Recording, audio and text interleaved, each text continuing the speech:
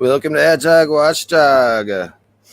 This is a special episode. We're going to be doing a live reaction of the LNC meeting regarding New Hampshire. I don't know if you might not have heard about what's going on, but apparently there's a schism right now.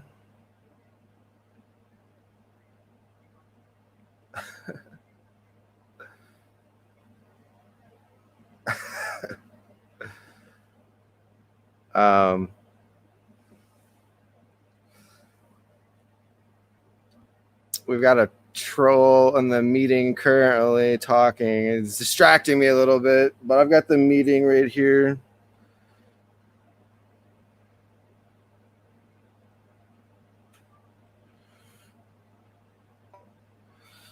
Korean Bonchon, and I'll be flowing. I'm going. Send me. Oh.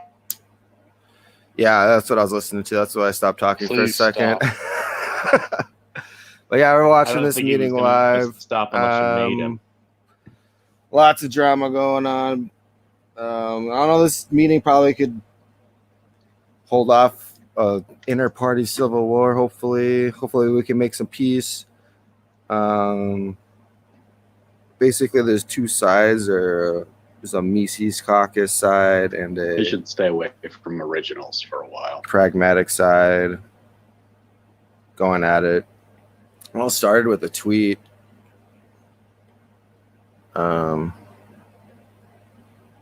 Here, let me go get this. Show how this started for people that don't know.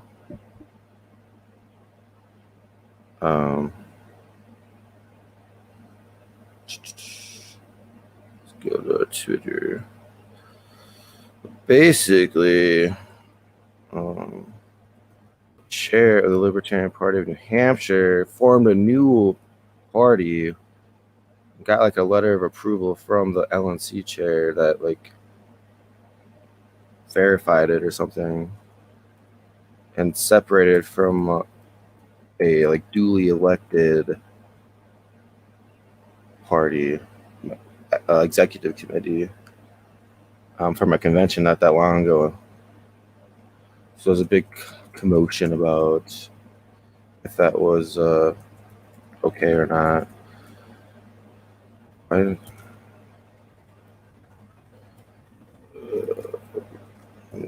Yeah.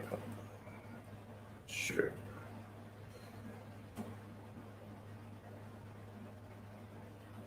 Why isn't it? Let's see. That works. Yeah. So here we go. Here's the tweet. That happened like 3 or 4 days ago. Wow, my computer's being slow.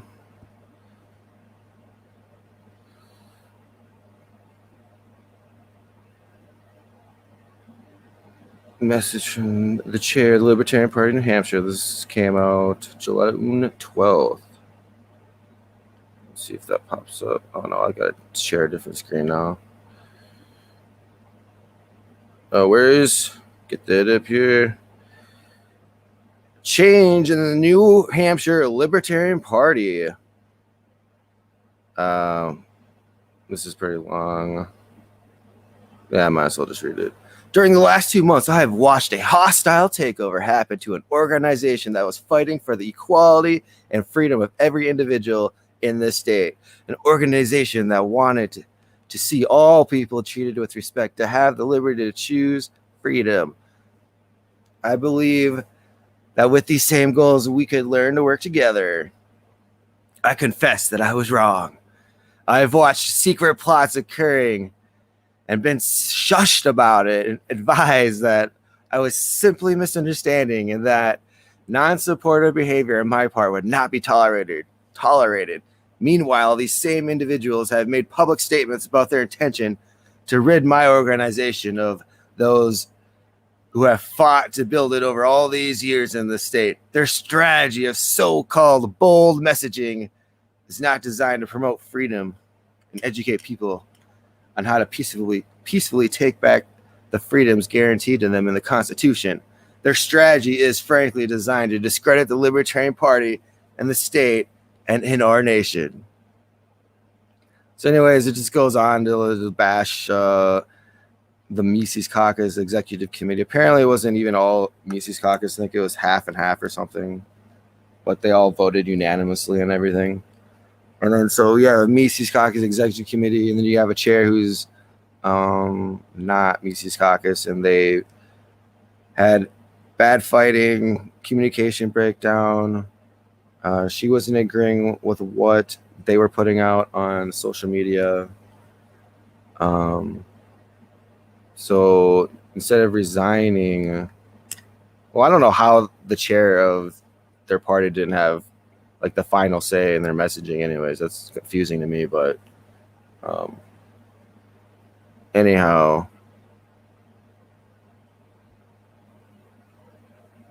she separated from them, or she said that they can, here, let me see if I can find it, that they constructively resigned.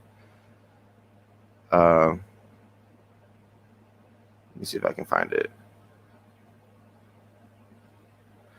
Anyways, her point is that they were so bad on their messaging that they essentially constructively resigned.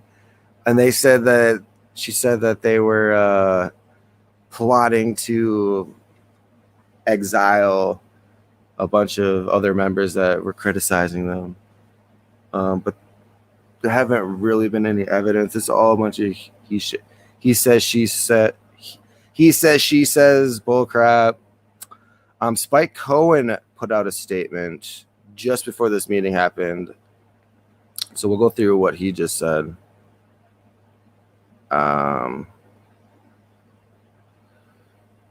Spike Cohen says, let's see if that's showing. Yeah.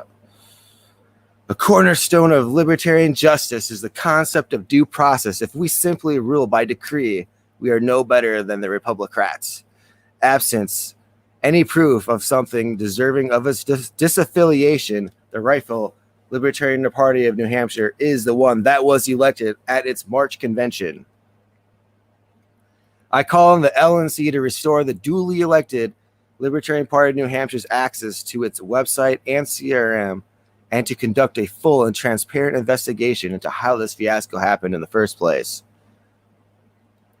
I further call on former Libertarian Party of New Hampshire Chair Joletta Jarvis to return social media access to Libertarian Party of New Hampshire.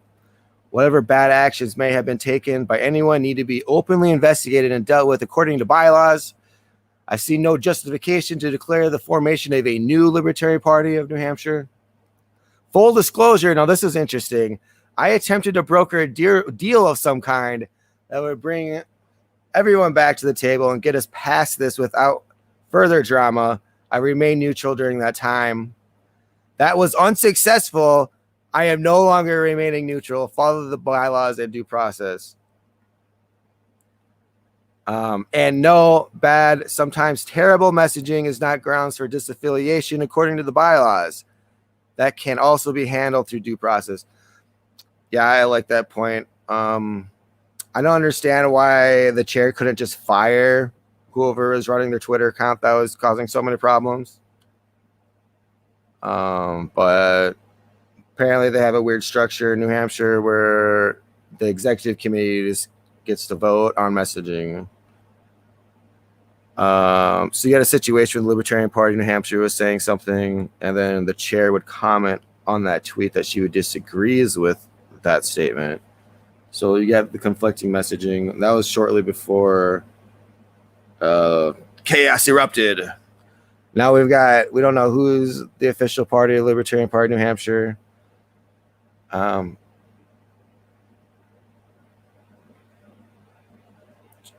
think Joe Bishop Henchman is caught in it because he gave a letter to Joletta saying that she was the official affiliate. And that's caused a lot of commotion in the LNC because they don't think he had that power.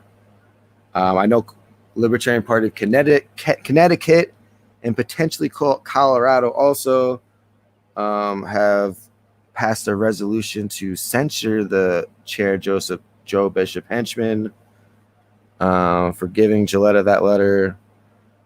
I I know the Libertarian Party of Massachusetts has put out a statement. They want this thing decided by the Judicial Committee of the.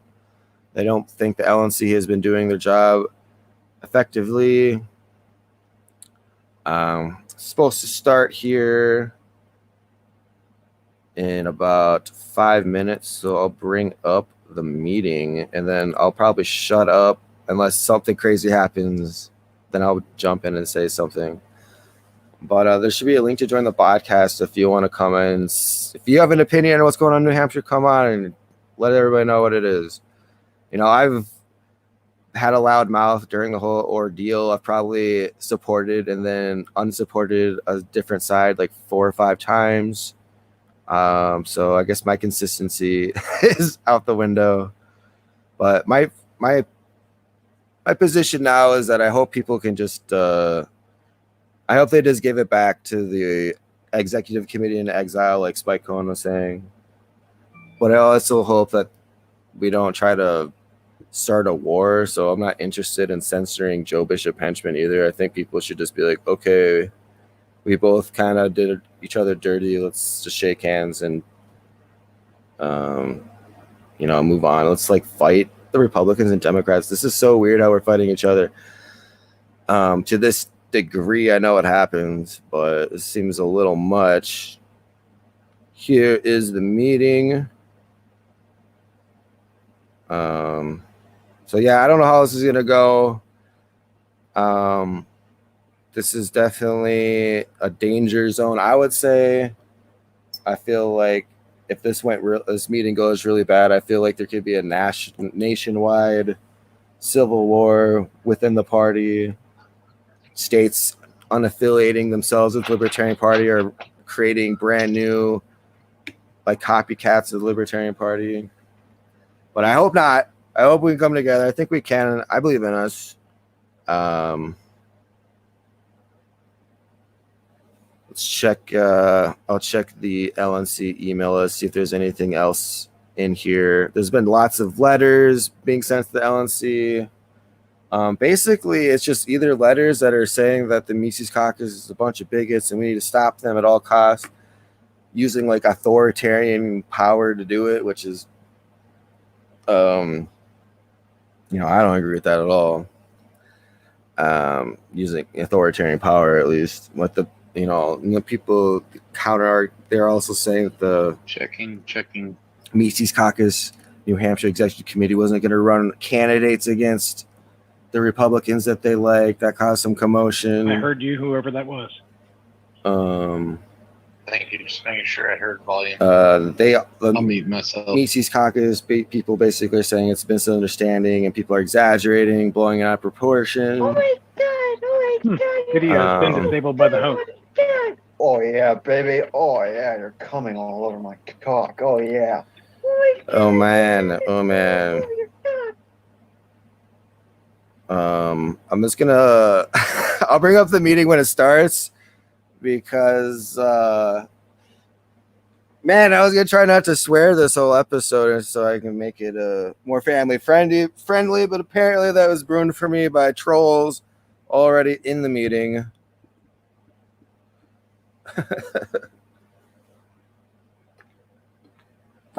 All right, I think they muted them. I'll bring the meeting back on.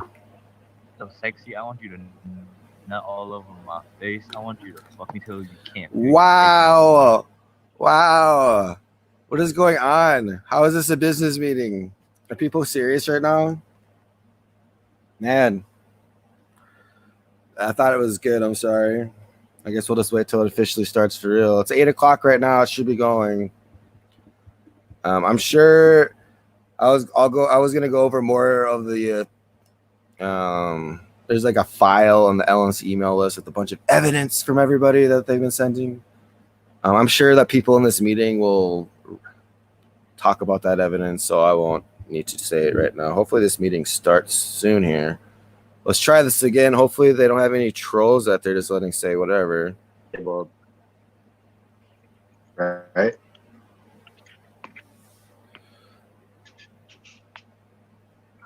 Because it would be a shit show.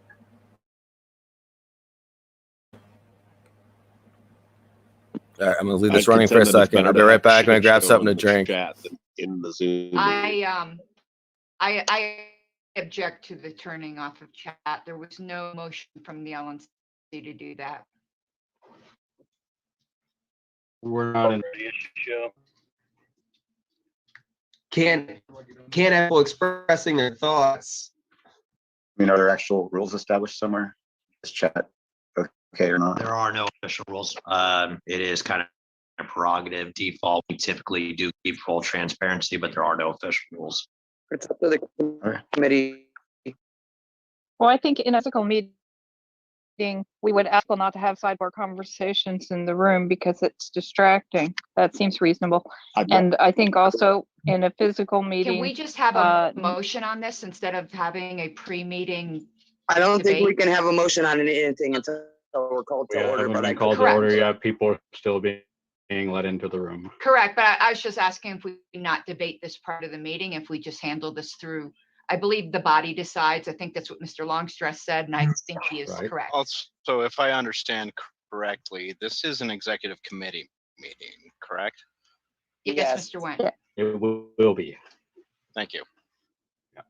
I'd also like to note, before you guys start the meeting, that we've never had a Zoom meeting with the chat turned off, so it would seem weird that it's just up to prerogative at this point.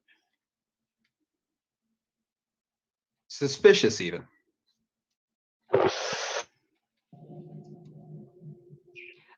Mr. Chair, Yes, Ms. Hollis. is this being recorded? No, it doesn't look like Not it. yet. You can go ahead, yeah. Okay, and can I stream this or? Oh, yeah, that's a good idea. Okay, let me find that. Thank you very much, Mr. Chair.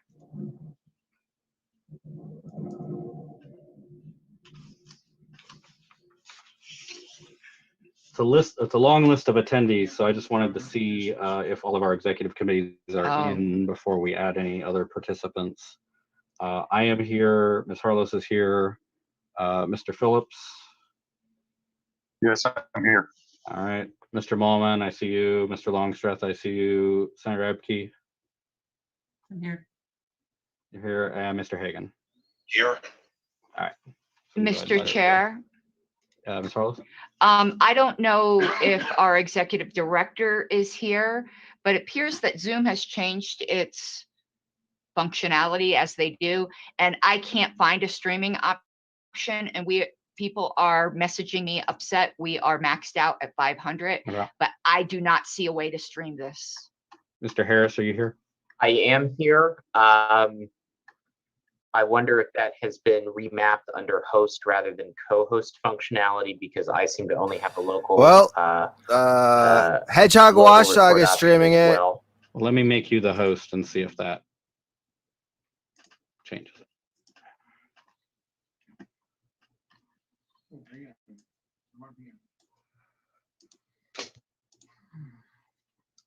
If you could now make me a co-host so I can keep track of the queue. And if I could be removed, because there's no reason for me to host whatsoever.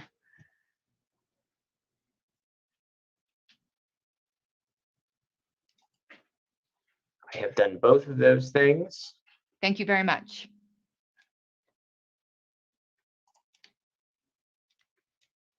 Yes.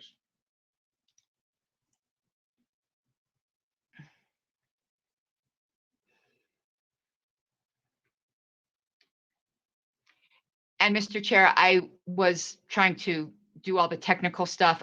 You had taken roll. Is there anyone absent? Sorry, I haven't called to order. That was just to make sure that we had people in, but everybody is here. Okay, thank you.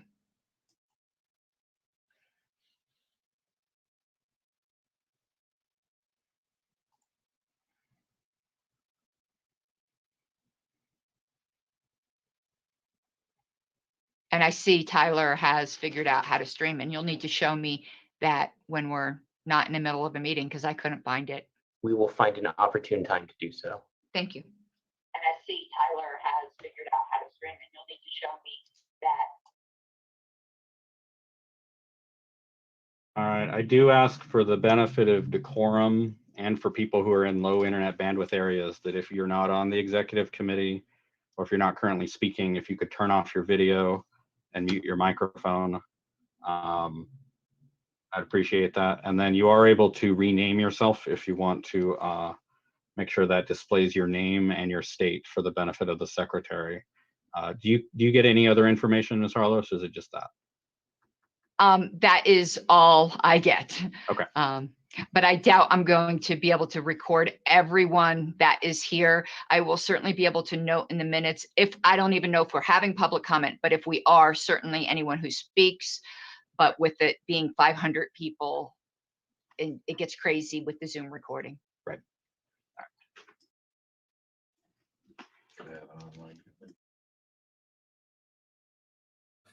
Yeah, I don't know what's going on while you can't see a video, but at least we can hear them. There's 500 people on this call. So that's probably why the video feed is cutting out, but it's all good.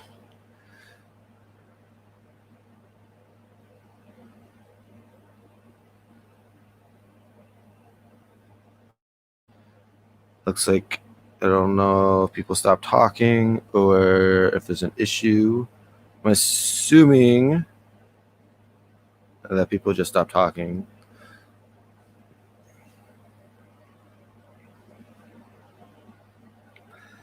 But anyway, it's interesting to see how this is going to play out. Here, I'll start my video at least. There we go. Body can indulge just a second. I'm just sending the information to our counsel, Mr. Hall. Well, at least we know everything's working still. That's good. Slow start of the meeting so far. But I'll check this email list, see if there's any more details about what's going on. Everybody, I think, is here. So I will call us to order at 9:08. I apologize for being a little bit late. Welcome, Libertarians. A lot to discuss tonight. Before I go any further, I do want to share the news that one of our activists in Colorado, Kevin Goldbrinson, is in the hospital after a heart attack. He's fighting for his life. I would ask for a moment of silence so we can all offer our prayers or reflections for his fast recovery.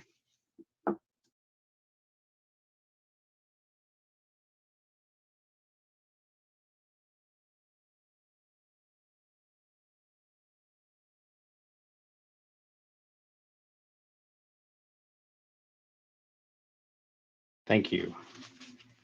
All right, executive committee members, there is a lot of ways. Oh, let me repeat, if you're not on the executive committee or if you're not currently speaking, I'd appreciate if you could mute yourself and turn off your video. There's a lot of different ways we can proceed. In our regular meetings, we do public comment until it's exhausted prior to doing any other business. Tonight, I'm conscious that if we want to do public comment, there will probably be a lot of it. So what I would propose is that we do our attendance and any housekeeping items, then let members of the executive committee make any opening statements they want to make, which would include providing the language of any motions that may be intended to be offered tonight, and then proceed to public comment. And if we do want to do public comment, perhaps putting a time limit so that we can make sure we can hear from as many people as possible. Somewhere in there, Mr. Oliver Hall is present and able to give a report. Well, I'd welcome the comments of the executive committee on how you'd like to proceed. I think your plan sounds good. I would support that plan. There is the question of whether or not we should allow chat. So in the interest of moving forward on that, I think that will be the first order of business I propose, is that I motion to re-engage the chat for this Zoom call. And I would second that when, if we're making it at this point. Well, in that case, Mr. Longstreth is, well, let's do attendance first, just so we get that out of the way. Okay. Secretary, if Madam Secretary, if you could call the roll. Okay, certainly. Mr. Chair. Here. Mr. Mullman. I'm here. I'm here, Mr. Hagan. Here. Mr. Longstreth. Present. Ms. Epke. And Mr. Phillips. Here.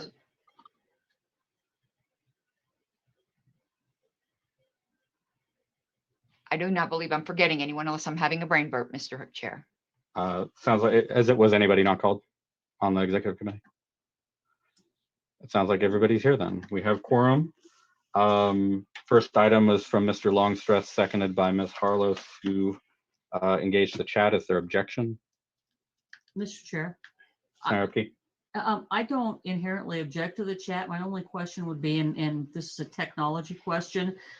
We've got 440 people roughly. If we have a chat going full steam, is that going to impact our bandwidth? I'm in a more rural community the way it is, and I would prefer not to get cut off. But I don't know the answer to that.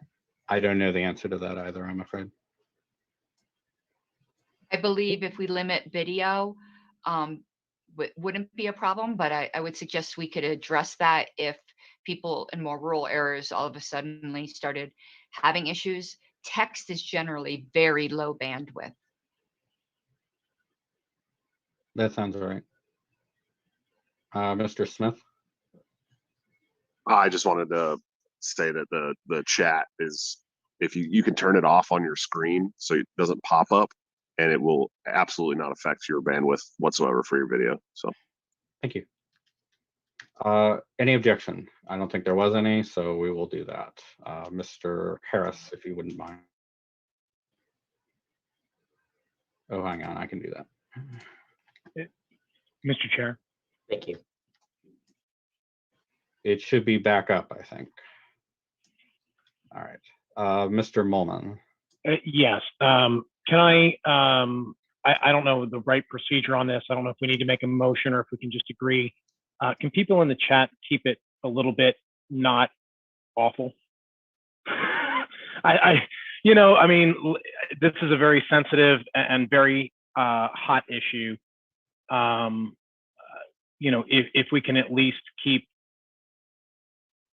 Yeah, I know. I see the chat. I'm just looking for a way to try to have a good discussion this evening and a productive outcome. That's all. Mr. Longstreth? I proposed opening the chat. If I see it getting ugly, I will be one of the first people to propose shutting it down. So troll if you want. If it gets to a point that any of us thinks it is crossing that line, please, please, please do what you feel is right, and we will address it from there. In the meantime, let people talk, let people discuss, and as long as it doesn't get ugly, I want to trust that we are all reasonable people, and just see where it takes us from there. So, but if it does get bad, I just warn everybody in chat, I will not hesitate to motion if that's what's necessary.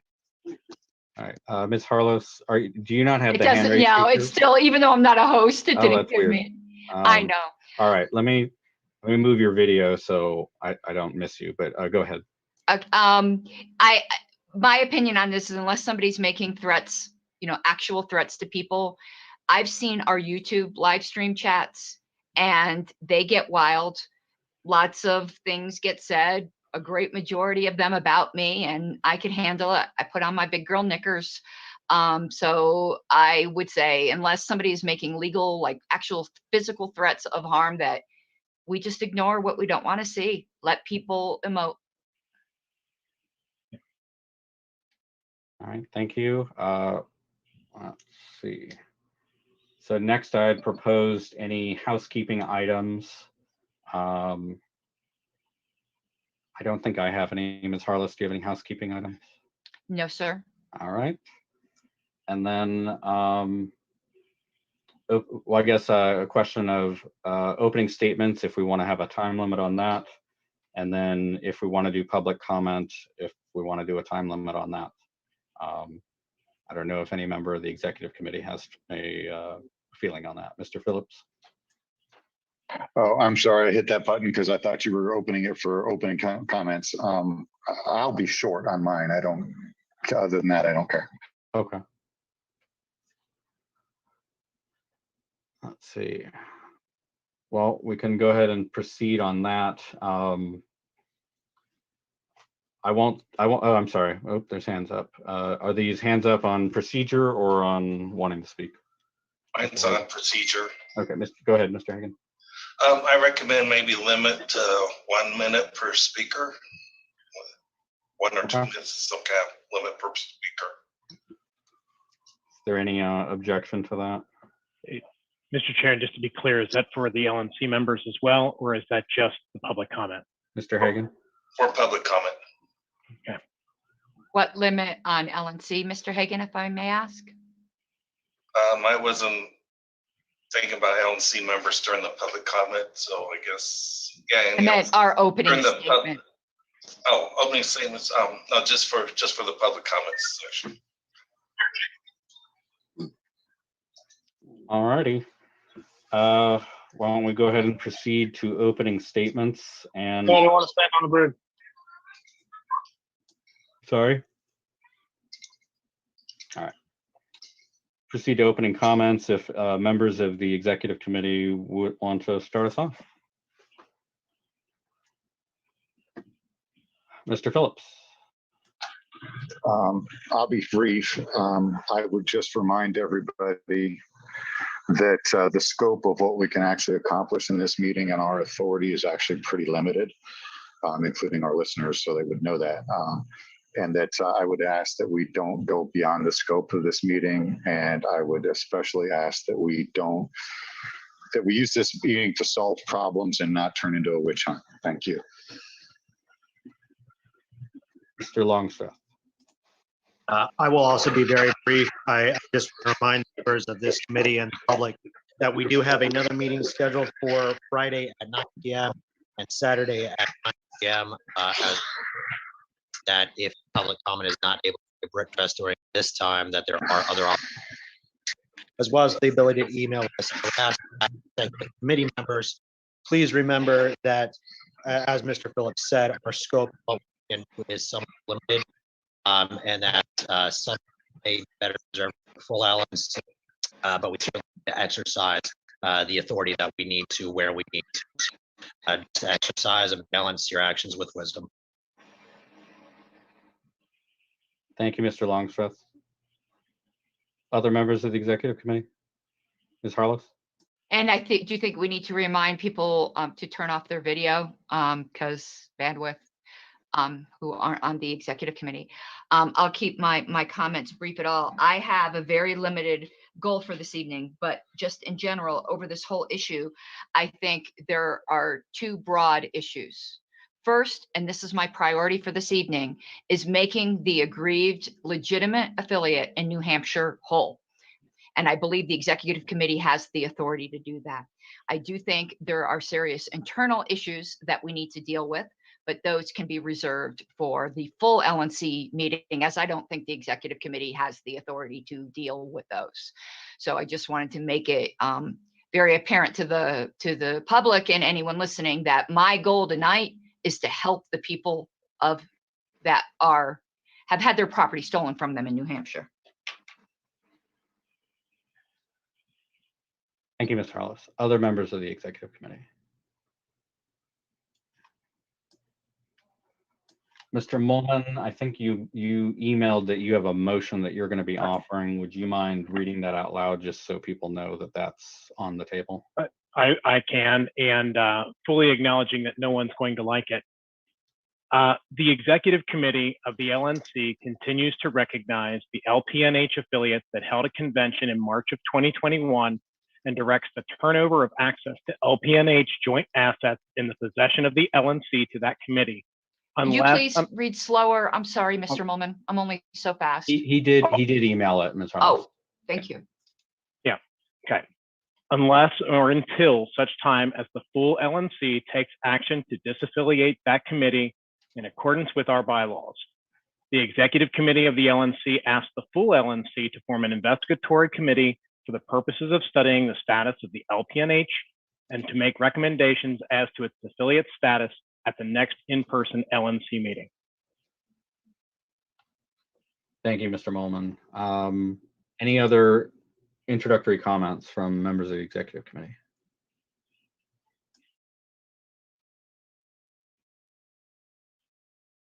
All right, I'll just say, by way of background, I've issued 4 statements on these matters. The vice chair's distributed a timeline that he's compiled. The secretary's uploaded several videos, and there have been about 1 or 2 million emails on the business list.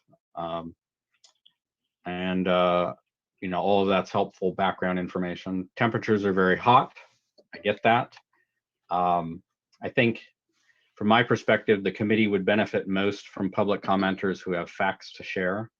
So I would ask the commenters to lead with any such information. If you're in New Hampshire, what you know. If you're not in New Hampshire, how New Hampshire's affected you. We've had a lot of speculation and opinion and rushes to judgment in the past few days, and ultimately the LNC has to decide what it will do or not do, and we want your help on that. If you'd like to be added to the queue, go ahead and hit the hand raise button, and we'll work through as many people as we can. I did also want to say that, let's see.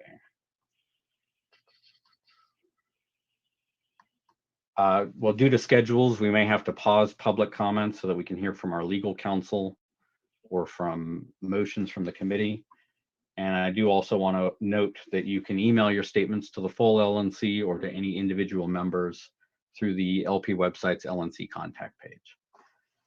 And with that, we can go to public comment. Mr. Chair, I have a quick point of personal privilege. Yes, Mr. Longstreth. Just so that I know, what is our end time on this meeting, or do we not have one? We do not have one. If you'd like to put one, we can. I would move that we limit this meeting to 2 hours. Mr. Longstreth has moved that we limit this meeting to 2 hours, setting an adjournment at, I believe, 11:08 Eastern. Is there a second? Second. Seconded by Mr. Phillips. Is there objection? I object. I object. Objection, so we'll proceed to. I object. Who is that else? Who is objecting? Joe Quaz, South Carolina delegate. All right, no. Is there any member of the executive committee who objects? Mr. Chair. Mr. Mullen? I want to make sure that we have time to debate, and if we spend all 2 hours in public comment, that will not be productive for this meeting. So if we're going to have this motion, then we're going to have to also add a limit on public comment. Do you want to offer that as an amendment? Sure. I'm trying to think about how much time. Let's say 45 minutes of public comment. So public comment for 45 minutes. I move to Woman's amendment. Is there a second? Second. Seconded by Mr. Phillips. Is there objection to that amendment? Yes. Yes. There is objection, so we'll proceed to debate on that. Mr. Molman, if you want to speak to your amendment. I'm open to other times. I just feel as though it would be bad if we spent the entire meeting in public comment and didn't take any action whatsoever as a committee. Yeah. Venting frustration is good, but we also are here to try to do some business. So whatever that means, I don't know. I'm open to whatever. Ms. Harless, you objected. Yeah. If you want to speak to your. I actually have an amendment, and I believe this is a second level amendment, so it would be allowed. I would like to dedicate. Sorry. So originally it was a motion, and then, yes, you are correct. Go ahead. Proceed. Okay. I apologize. This is what I'd like to do. I would like to set aside an hour for public comment and an hour for us to hear, to debate and hear Mr. Molman's motion. We could always extend that second hour if we need to, but I'd like an hour for each, an hour for us, an hour for the public. So you, Mr. Molman had proposed 45 minutes and you want an hour. That's the difference here. And I'm adding a limiting, because somebody wanted an end time. So I'm kind of trying to accomplish everything. That we're doing a limit of an hour for us and a limit of an hour for public comment, realizing that anyone can motion to extend time, but this is at least our framework. Just to note, if we do this right now, it's 9:25, 45 minutes puts us at 10:10, and the end time was 11:08. So it's functionally the same thing right now. if we do 45 minutes? I want the public to have an hour to speak. All right. Carlos moves to amend to change it to an hour. Is there objection? Without objection. We're back to Mr. Bowman's amendment, which would be as amended, which would be an hour of public comment followed by an hour of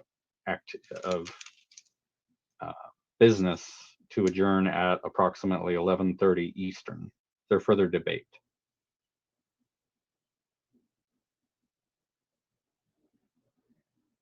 Seeing none, the question's automatically called. Is there objection from the executive committee on this motion? Seeing none, that's what we will do. And with that, we'll go to public comment. I have a queue here that I will go down and let's see, is there a member of the executive committee that would be willing to assist on time? I'd be happy to. Thank you, Senator Upke. We're gonna do 1 minute. So how I'm gonna do this is I'm gonna give who's next and who's on deck so that you can be ready. You can unmute yourself and launch your video. And then it'd be good if you give your name, your state, if you like, your favorite current Libertarian elected official, and then share your information to the committee, and then we will go on. So first I have Clint, followed by Steve Sheets. Clint? Excuse me, Mr. Chair. Right. To confirm, are we doing 1 minute or 2 minutes? 1 minute, I believe. 1 minute. Okay, very good. All right. Anything else from any member of the executive committee before we dive into this? All right, seeing none, Clint, go ahead. Steve Sheets on deck.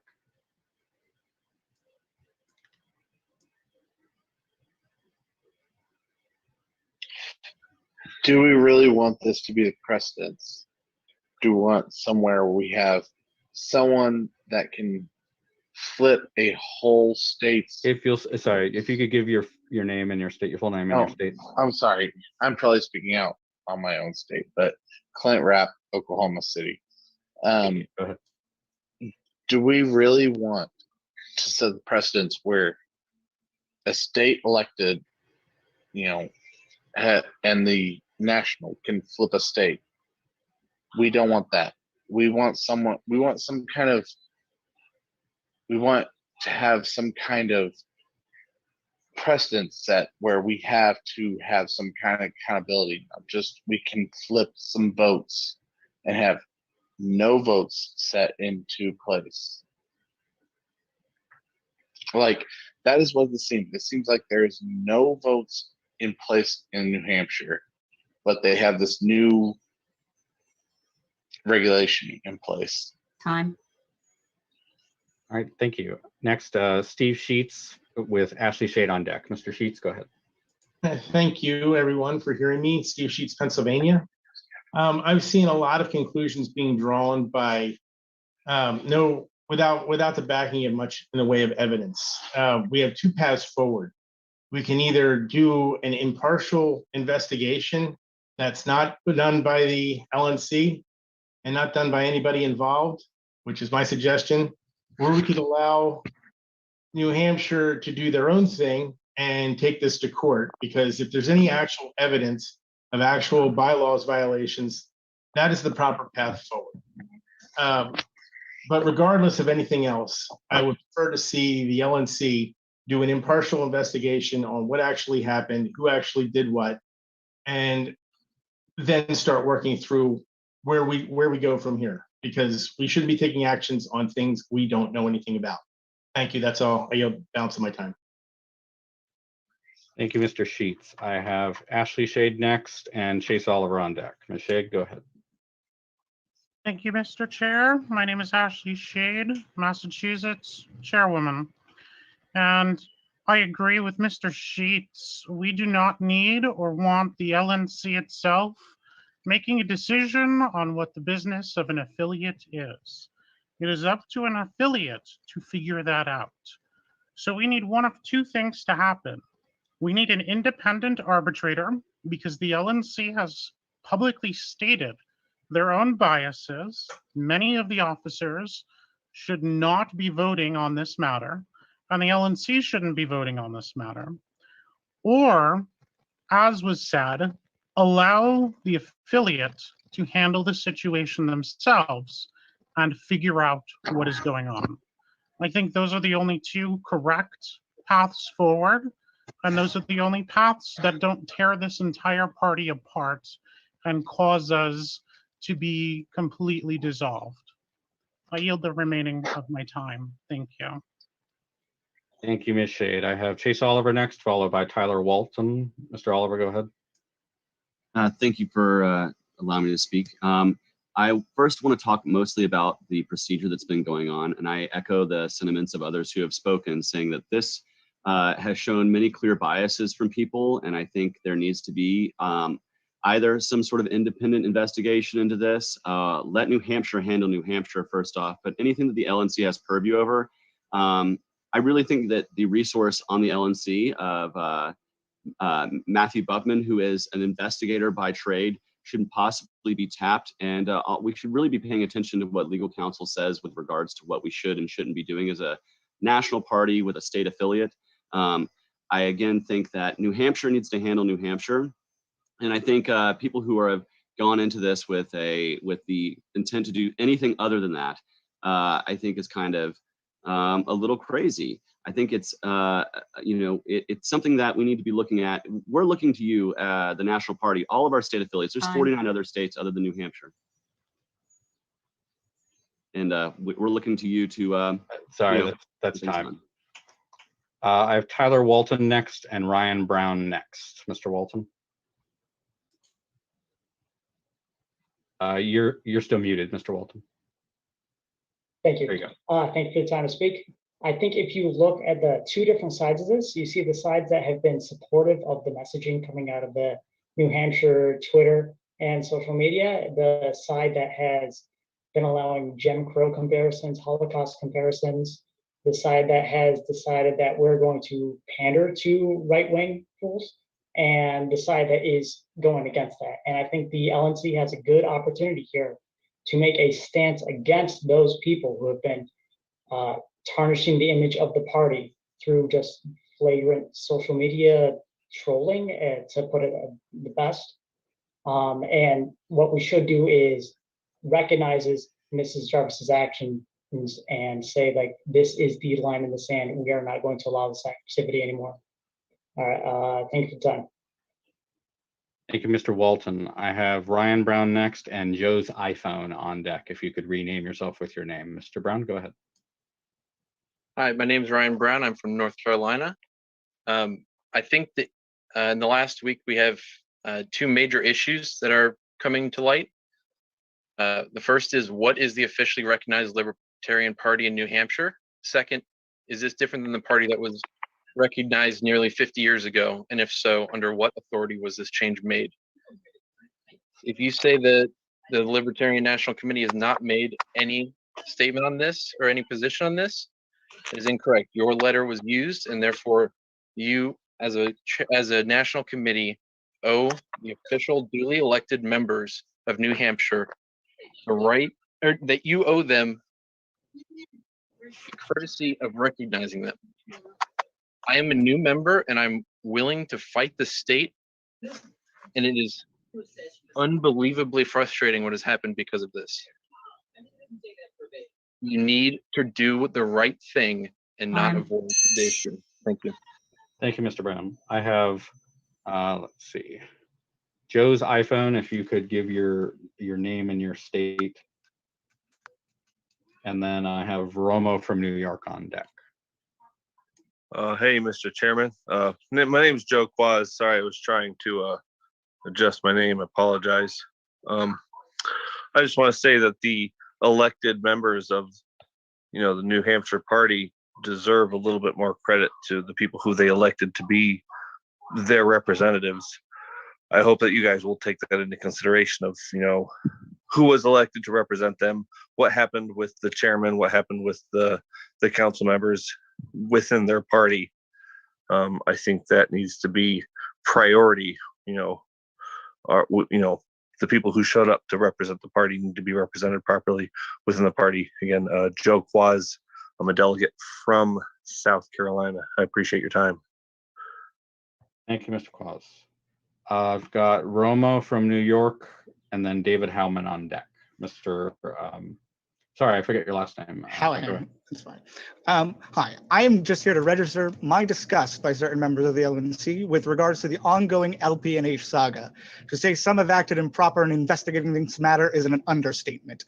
They have outright tarnished any iota of their ability to be impartial and quite frankly broken trust in the LNC as a governing body. The secretary has not only gone on a lone wolf investigation and accused other members of the board of malfeasance for pro forma action, but already declared her stance publicly on a monetized platform in order to influence the court of public opinion. Never mind the outright childish bickering by the likes of certain at-large members and Region 3 representative who comport themselves more poorly than drunken toddlers who just learned how to talk. Any of those involved in the improper video investigation by the secretary should recuse themselves from any further investigation or vote on this matter. As the LNC has proven itself incapable of casting judgment on the proper outcome of the situation with impartiality by creating a process of conduct and investigation before actually conducting the investigation and deliver judgment, I believe any further matter should be sent to the JC. Use them. Thank you. I have David Howman next and Matt Hicks on deck. Mr. Howman, go ahead. Thank you, Mr. Chair. David Howman, Arizona.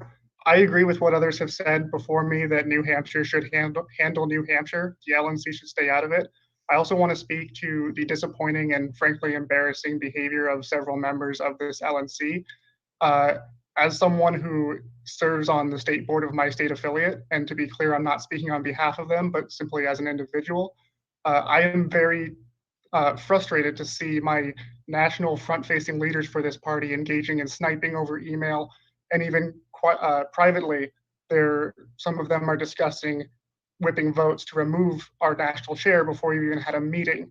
Those who have been doing it know who they are.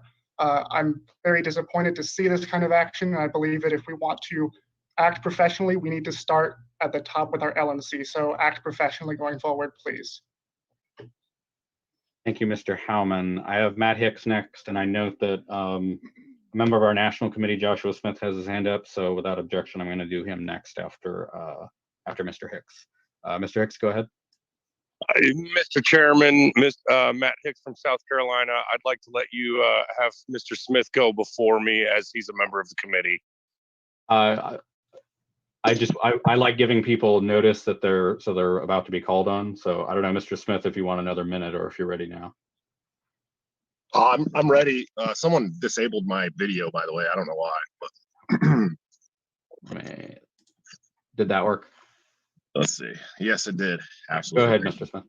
I just want to. So I didn't write anything out like some of the other stellar speakers prior to me did, but I just want to remind everyone that I would also like it if the LNC could do a unbiased investigation outside of the purview of the LNC. But the problem with that is that our chairman sent a letter already on the 7th.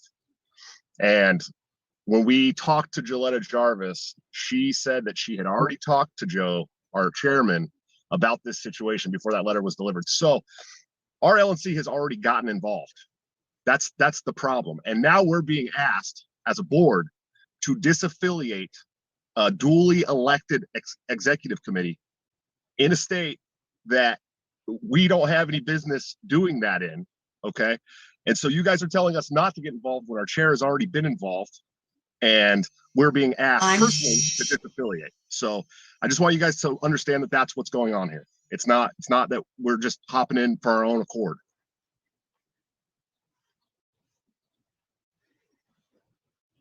Oh, thank you, Mr. Smith. Next, I have, let's see. Mr. Hicks, and then after him, Tyler Smith. Mr. Hicks? Yes, sir. Thank you, Mr. Chairman.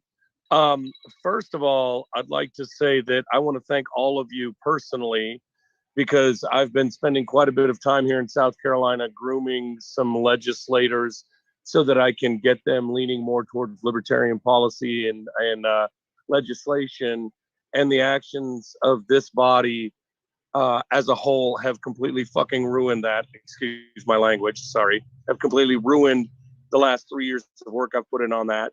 Outside of that, all I would like to say is I want to second the remarks of, I believe it was Mr. Romo from New York, who spoke, 2 people before me.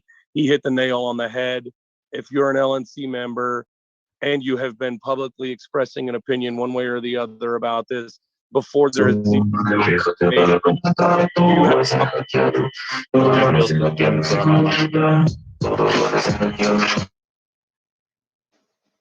I'm sorry, the last part was you have an obligation to recuse yourself from any of these proceedings. Thank you very much, Mr. Chairman.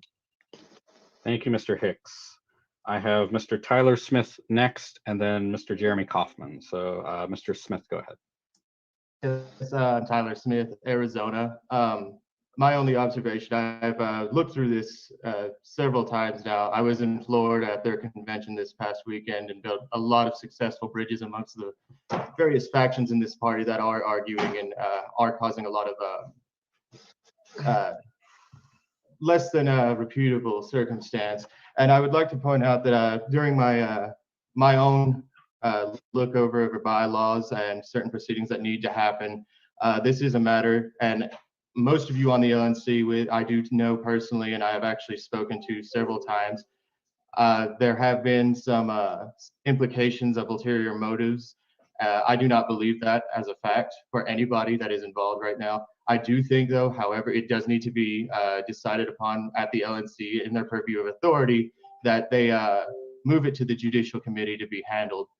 And as such, the Judicial Committee should be able to, without a partisanship, be able to review the facts and handle it as they see fit to avoid any further conflict and fractionalization. Thank you. Thank you, Mr. Smith. I have Jeremy Kaufman next, followed by Daryl Perry. Mr. Kaufman, go ahead. Hi, I'm the guy who did the tweets. My favorite libertarian that's elected is Thomas Massey. Many people haven't answered that question. This has nothing to do with what was said from any of the LP&H accounts. This is a basic matter of procedures to whether the LNC had the authority to do what they did, and they very clearly did not. It's not really a disputable matter. At this point, it's a given that LP&H will get its accounts back. Dave Smith is on our side, Spike Cohen is on our side, and all basic logic, reason, and decency is on our side. So this must be fixed immediately. It's really a question of who is involved. We need to investigate every single person that facilitated this ridiculous activity that caused tremendous damage to the Libertarian Party. I think it's a given that Joe Henchman is involved. He should lose his job, and anyone else that abetted him should lose his job. This entire meeting is an example of why the Libertarian Party is an embarrassment. It's an embarrassment. This entire meeting, the way all that it's happening, is an embarrassment. You guys spend more time on this than lockdowns, and it's a complete vindication of why we're doing what we're doing. Thank you, Mr. Kaufman. Next, I have Mr. Daryl Perry, followed by by Dan Lewis. Mr. Perry, go ahead. Hi, Daryl Perry, former chair of Libertarian Party of New Hampshire, former gubernatorial candidate, former presidential candidate. And I want to give a little bit of background of how things were handled in New Hampshire for EC members prior to 2016. Prior to 2016, I served as both secretary and vice chair in different terms, and did not have access to the website, did not have access to any of the socials. When I got elected chair in the fall of 2016, I did wind up getting access to the website, and my policy was more hands make lighter work, and gave everybody else on the EC access to the website and the socials. There's nothing written in any policy specifying that anybody has to have access other than the chair. Mr. Perry, if you could give your last sentence. Yep, I was just going to say there's nothing written in any policy saying that anybody come on. Chair has to have access. You think, can I finish without being heckled? No. Dilatory. No. Definitely not. All right, now Stop lying. or I will turn off microphone access to everyone. Dilatory. Mr. Children. Duggan, that's your one warning. You do it again, I'm kicking you out of the meeting. Mr. Perry, are you done? Did you have anything else? Again, that there's nothing written in any policies saying that anyone needs access. And I would urge this committee to Dilatory. do a full investigation into everything. This is bullshit. Why does he get full time? Mr. Chair, this is way over time, please. Thank you, Mr. Perry. And again, when you hear time, if you can move to your last sentence. I was trying, All right, Mr. next. Bishop Richmond, I kept getting Sorry, interrupted. Mr. Nonsense. Yeah, Mr. Perry, thank you. Next, I have Mr. Mr. Dan Lewis, followed by Caleb Tibbetts. Mr. Lewis, go ahead. I think this is actually a perfect time to make this public comment, considering what we just witnessed. And on behalf of the Libertarian Party Professional Wrestling Caucus, I would like to propose that we rename this meeting Libertarian Party Professional Wrestling Caucus presents LNC Cage Fight. Thank you. That's all I have to say. Thank you, Mr. Lewis. Caleb Tibbetts, followed by Mike Ross. Mr. Tibbetts, go ahead. Thank you for allowing me to speak. I'd like to start this off as saying that I work with the Mises Caucus quite a bit. My county chair is Mises. With that being said, what happened in New Hampshire was completely over the line.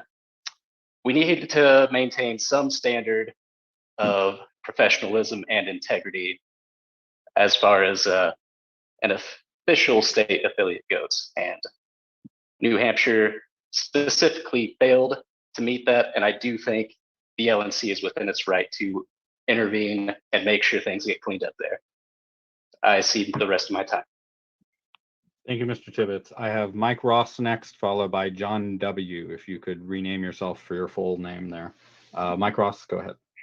Thank you so much, Mr. Chair. Mike Ross, North Carolina. I'm just going to hit on one thing. As North Carolina, we generally care about North Carolina. My concern is that this whole shit show and I'm sorry for the language, in New Hampshire should reverberate through every single state. And here's why. We're looking at getting in bed with you guys with Civi CRM, with joint fundraising, with a whole bunch of things. And what we're witnessing is one state essentially having a chair say everybody else who was duly elected is no longer part of it and receiving access to those assets without the LNC coming in and saying, hold on, there's nothing in your bylaws or our bylaws that says you can do this. You're allowing theft of property. So why should our states involved with national, if our chair decides they don't like who's got voted in, they turn it over and you take all our data, access to our joint fundraising. It sets a horrible precedent, and I don't care which caucus did this to another. If you're being libertarian and intellectually consistent, shut it down. Thank you, Mr. Ross. Next, I have John Waldenberger, followed by Justice Armstrong. Mr. Waldenberger, go ahead. Thank you, Mr. Chair. First, I would like to second what Mr. Sheets said earlier, but I would like to speak and ask that if the LNC continues any further action, that Mr. Josh Smith and Madam Secretary Harlos, that you please recuse yourself, as well as anyone else that is actively involved with any caucuses, PACs, or whatever that are involved with the situation that happened in New Hampshire. Thank you. Like Laura Epke. Thank you, Mr. Waldenberger. Mr. Dassing, that's your first warning. Do it again. I'm kicking you out of the room. Mr. Justice Armstrong next, followed by Will Combs. Mr. Armstrong, go ahead. All right, thank you. Hope you can hear me. Thank you for letting me speak. I'm here as not a member of the Libertarian Party, but as a friend of the Libertarian Party. I was an LP member from 2016 to 2018, and I left because I felt like working within the two major parties would be more effective. And now, as I'm getting closer to the Libertarian Party, there's one reason and one reason alone that I've not rejoined, and that is the Mises Caucus. I believe that their rhetoric and vile and violence-threatening rhetoric has poisoned the entire movement and has become a cancer on the party as a whole. And if I, as an outsider, can see it, I can only imagine that the detrimental effects to the party from Twitter alone this week have set the LP back 10 to 20 years. So I commend Gilletta Jarvis and Joe Bishop Henchman and all of the other committee members who have sought to clean up this mess properly. Thank you. Thank you, Mr. Armstrong. Next, I have Will Combs, followed by Thunder Hart. Mr. Combs, go ahead.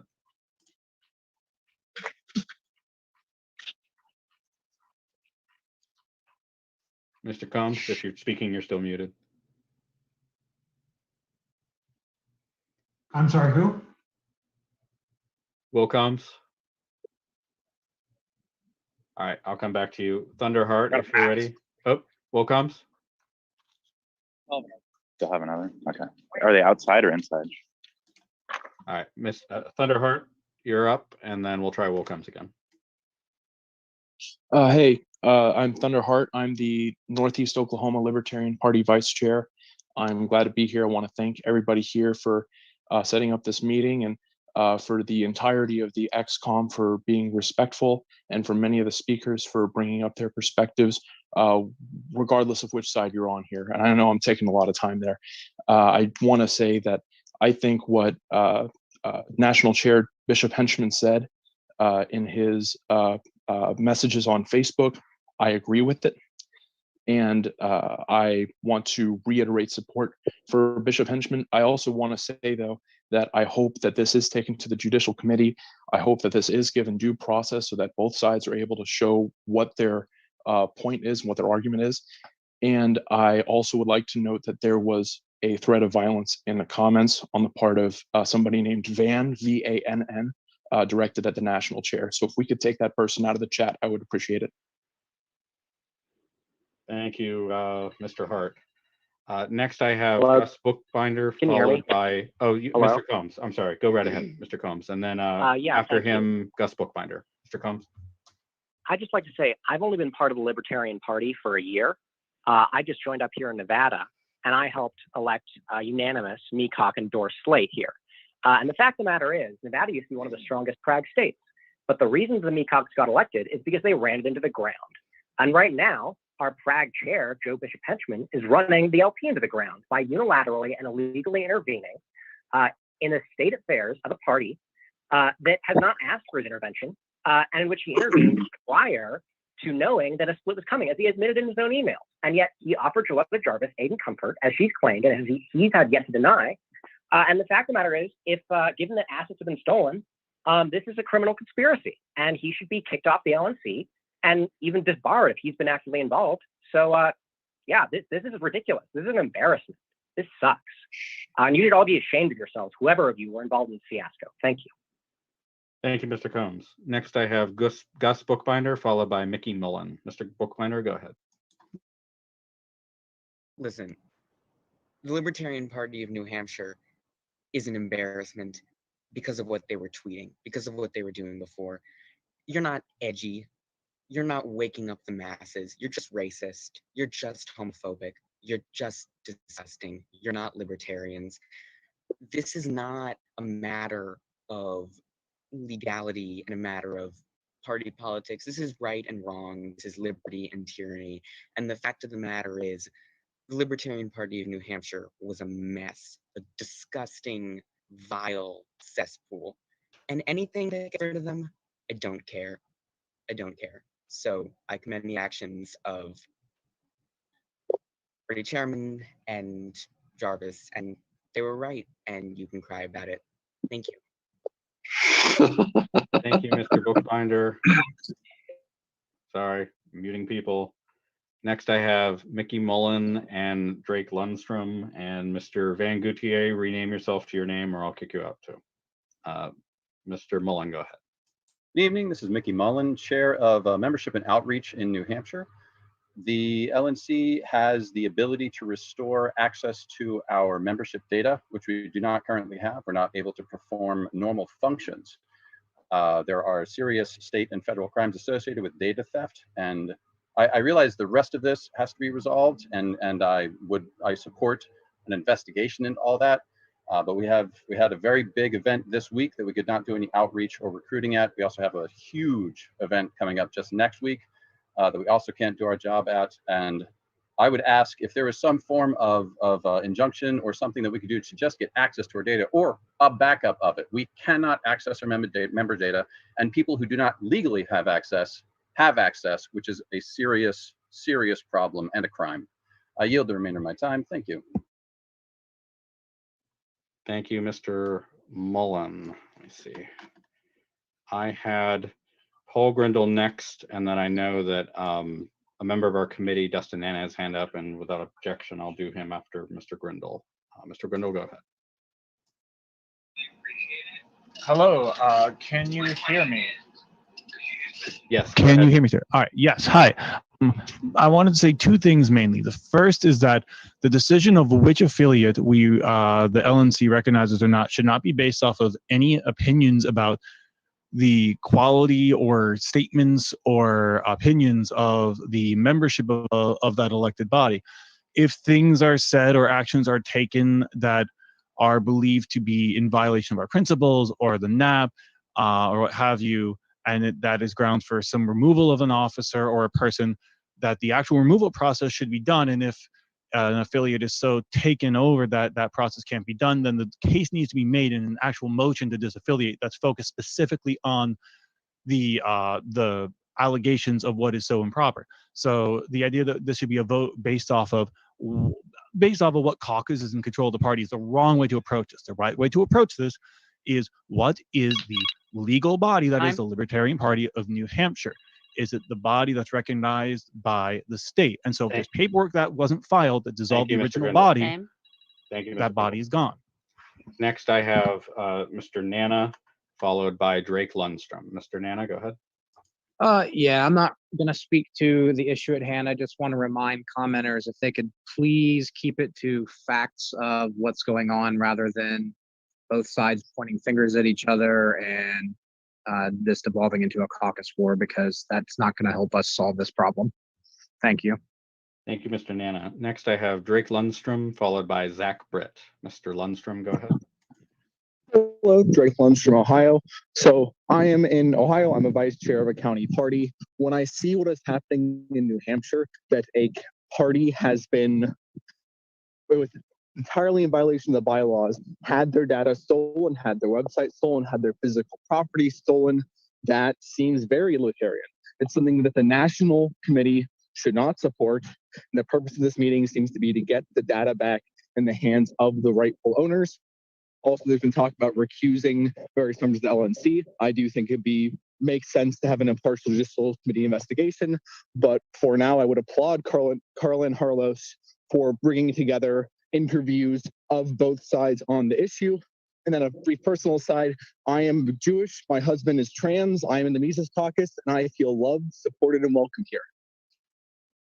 Thank you, Mr. Lundstrom. Next, I have Zach Britt, followed by Bill, sorry, one second, Bill Barger. Mr. Britt, go ahead. Hey, this is Zach Britt from Mississippi. I'm not here to talk to pick a side, because really it's none of my business what happens in New Hampshire. But I am here to report a conflict of interest in regards to one of the members of the LNC, Ms. Harlos. I'd like to start off by saying that I respect the secretary and I admire her hard work and dedication to both the LNC and especially the Historical Preservation Committee. However, there is a clear conflict of interest here that needs to be addressed. When all of the New Hampshire information was first coming out, she hosted a kangaroo court interview of the chair of the Libertarian Party of New Hampshire and an interview of the members of the executive committee that were removed on her own personal monetized YouTube channel. This shows a clear conflict of interest because she's personally making money off of the drama of this affiliate. And this is also not the first instance of a conflict of interest with the secretary, even within the last few weeks. The secretary failed to disclose a donation that she had received from Tom Woods before voting on his approval to speak at the 2022 convention breakfast, demonstrating another clear conflict of interest. I would like to call on Karen Ann to recuse herself from any and all discussions and votes about the New Hampshire situation immediately. Thank you. Thank you, Mr. Britt. I have Bill Barger, followed by Mara Stevens. Mr. Barger, go ahead. Hi, Bill Barger from New Hampshire here. I'm on the communications committee. I'd just like to say the biggest concern here is that the LNC needs to resolve or at least clarify what the state of affiliation of New Hampshire is. The second biggest concern, which is actually probably a much greater concern for the national party, is privacy issues. if Joletta Jarvis has started her own affiliate or her own organization, then we have essentially the site, all of the member information, their addresses, their phone numbers, potentially payment information is now in the hands of another organization who does not have permission to have this. This is a huge privacy breach. I can only imagine the legal implications of all this, but you guys have a big old mess on your hands. And I would say get that site back in the hands of the people who actually have the rightful ownership of that data. Not to mention all other concerns, but this is a terrible look. You know, do you want to have the state get involved to solve your libertarian issues? Thank you, Mr. Barger. Next, I have Mara Stevens, followed by Teresa Gozart. Mara Stevens, go ahead.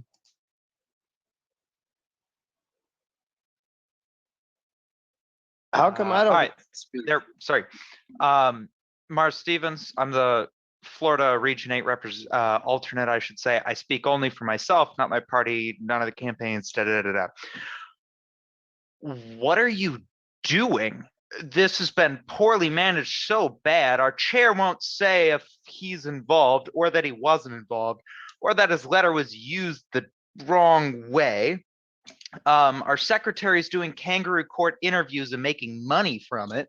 And everybody on Twitter just seems to want to influence the court of public opinion. Why did we not step in, return the assets as soon as it started? But PorkFest is in what, 6 days now. Let's hope we can still recruit off of that. What are we doing? This has just been handled so poorly. I hope to see a full investigation into who all, including members of the LNC, what all happened. This should never have blown up the way it did. Thank you, I yield. Thank you, Mr. Stevens. I have Teresa Gozart, followed by Thomas Kastner. Ms. Gozart, go ahead. Hi, my name is Teresa Gossard. I am from New York State.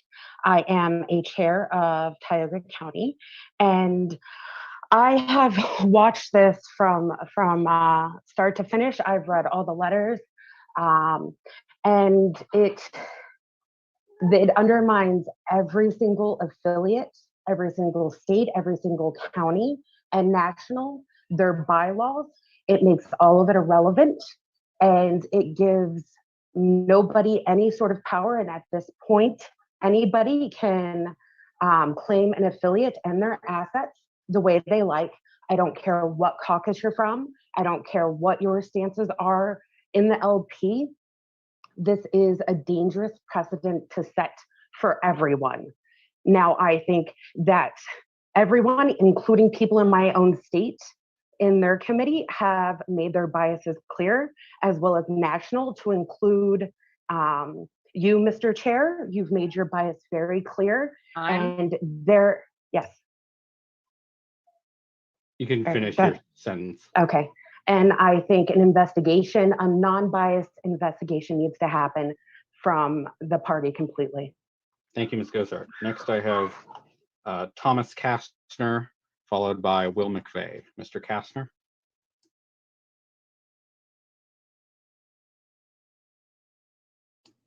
All right, we'll come back to him. I have Will McVeigh and then Andrew Roberts on deck. Mr. McVeigh. Good evening, everybody. I just want to thank y'all for all the work that you're doing. I think you're doing a great job. I love everybody in this party, and the Fed, and the wars. Bigotry is repugnant, and taxation is theft. Thank you. Thank you, Mr. McVeigh. Thomas Kastner, one more time. No.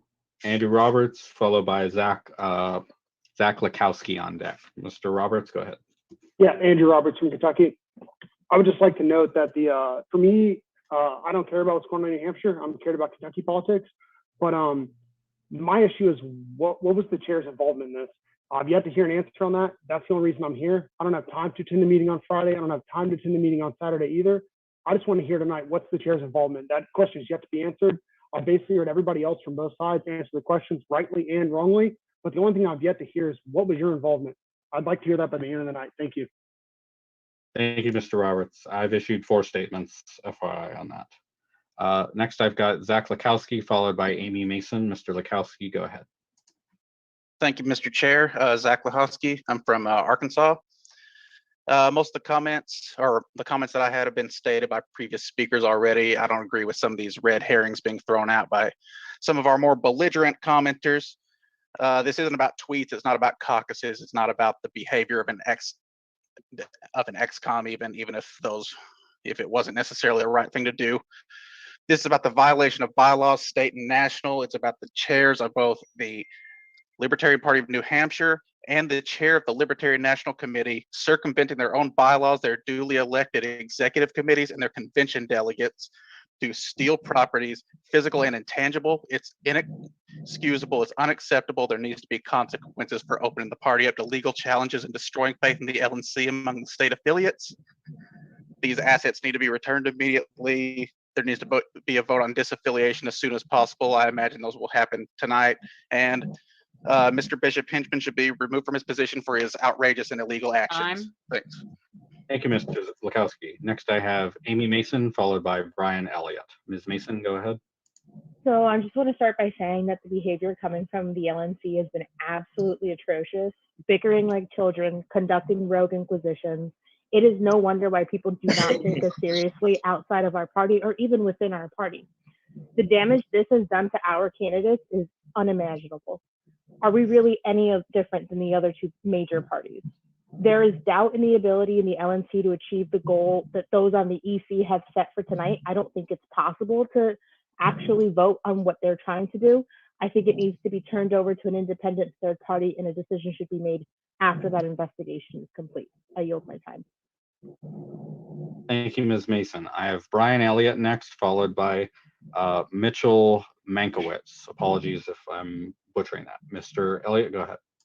Thank you. I'm the newly elected treasurer of Nevada Libertarian Party. I joined the Mises Caucus because after 64 years of life and a very successful business career, I saw totalitarianism descend on the formerly free United States of America. I looked around at who was fighting it. I looked at the Libertarian Party and I saw nothing. And so I joined the Mises Caucus and I joined a group that got elected to take over the Party of Nevada. And we are going to fight for liberty. And if you guys want to mess around with this and steal stuff and do all this, you know, we have 250 signatures on getting rid of Tom Woods, and we have 5,000 signatures supporting Tom Woods. Wake the hell up. We're coming. We want our freedom back. We want the Bill of Rights to be restored, and you guys are in the way. Get the hell out of our way. Thank you. Thank you, Mr. Elliott. Next, I have Mitchell Mankiewicz, followed by Nolan Pelletier. Mr. Mankiewicz, apologies if I'm mispronouncing that.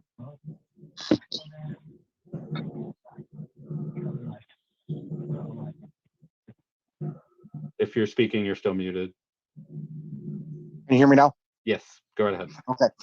My name is Mitchell Mankiewicz. I am a lifetime member of the LPPA. I am chairman of the Libertarian Party of School County.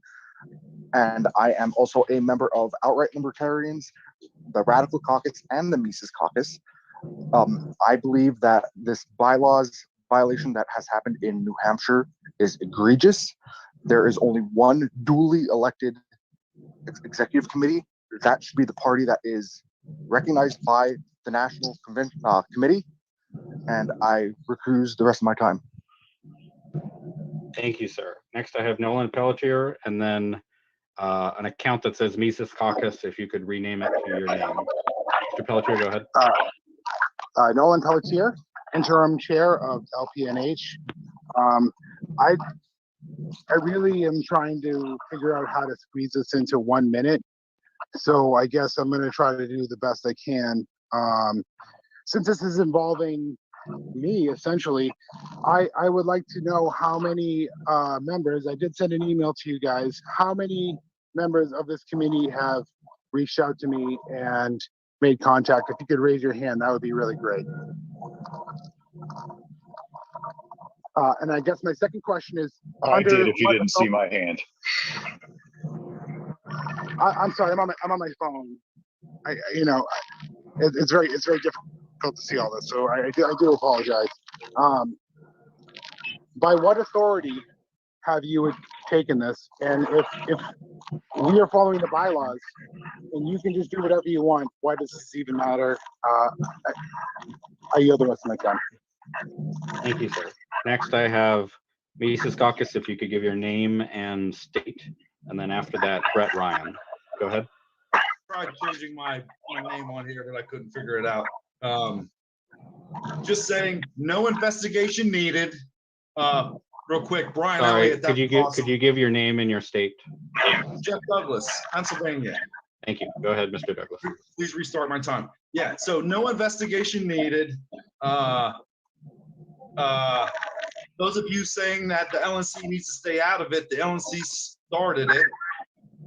So the LNC needs to finish this thing. We could do this tonight with the XCOM by getting JBH to rescind this letter and maybe censure him for doing this unilateral action. Most importantly, let's get the data back in the hands of the New Hampshire crew. Pork Fest is coming up, giant recruiting effort.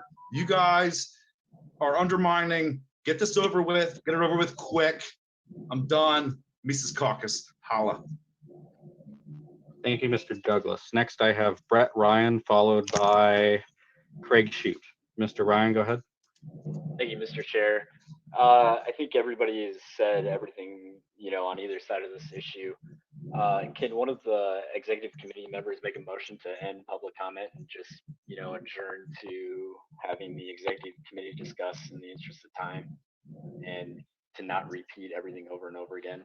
It's obvious. Hey, guys.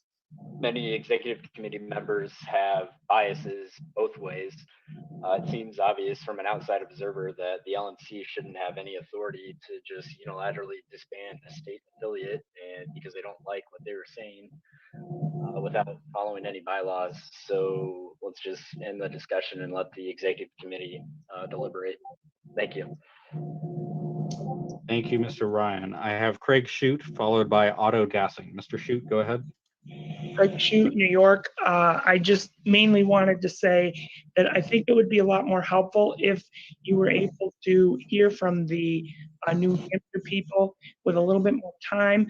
I don't think there's any use in having 1 minute things from a bunch of people around the country. It would be much more helpful to hear from Nolan Pelletier and all the other people on that committee, and Gilletta Jarvis if she's here, because they have information about it and we don't. But the rest of my time, I would just like to say, I agree with the XCOM. I don't see how you can just take it away from them and give it to the chair. That doesn't make any sense to me, and I yield my time. Thank you, Mr. Shute. I have Otto Dassing, followed by Joe Quas. Mr. Dassing, go ahead. Yes, thank you, Mr. Chair. I apologize for speaking out of turn. My name is Otto Dassing. I'm on the board at-large member of the Maryland Libertarian Party and also the vice chair of Baltimore County Libertarians. And I am also a state organizer for the Mises Caucus. And I just want to say that I think the events that happen in New Hampshire will have ripple effects to this whole party. And if we want to squash this whole talking about takeovers and everything else, it needs to be handled by the LNC. And you need to do what is right and give the party back to the people who voted, and the will of the voters needs to be respected. And I find it's an absolute disgrace that we have to have meetings like this when the people already voted. It doesn't matter who they were voted for, it was voted on. And that's what we were told when we started up, joining up in the LP, was that our voice would count if we showed up, paid our dues, and did our due diligence. And I feel like we've been absolutely disrespected. Thank you for my time. Thank you, Mr. Dassing. I have Joe Quas next, followed by Robert Bovera Spina. And I just want to let everybody know, according to my clock, we have 10 minutes left in public comment. Mr. Quas, go ahead.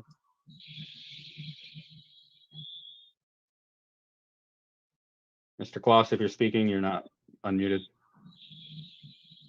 Can you hear me? Yes, go ahead. Yes, I just want to say, I realize that the problem in New Hampshire definitely needs to be addressed by the New Hampshire party, but I also want to make sure that it's abundantly clear that the national party definitely needs to pull their weight when it comes to backing up the elected party of the state. We can't let rogue affiliates just show up and pop up and have power out of nowhere. The national party really needs to be behind our actual state affiliates to make sure that they are supported by the national party and that they do have the backing of the rest of the party, regardless of caucus affiliation or anything like that. We just need to make sure that, you know, if we've shown up to do the work and we've put in the time that we need to put in to make sure our state affiliates are successful, the national party really needs to be behind those parties that have been participating, and I yield the rest of my time. Thank you, Mr. Quas. I have Robert Bovera Spina, followed by Rajani Mayatiko. Apologies, I know I got that wrong. Mr. Bovera Spina, go ahead. Hello, my name is Robert Bovera Spina, California, Marin County Chair Pro Tem, and a member of the Mises Caucus. So I believe the best route forward is the National Party must hire an impartial private investigation to get to the bottom of who supported this coup in New Hampshire. Once a private investigation finds that bylaws have been broken, that any member who broke these laws must be held to the fullest extent of the law. Any members who are found to have broken any of these bylaws, then their membership must be revoked and they must be permanently banned from the party. The LNC must stay strong on this matter and show true leadership by making an example of the perpetrators. The Libertarian Party is all about liberty and freedom, and what has happened in New Hampshire makes our party look like socialist Venezuela. I yield the rest of my time. Second.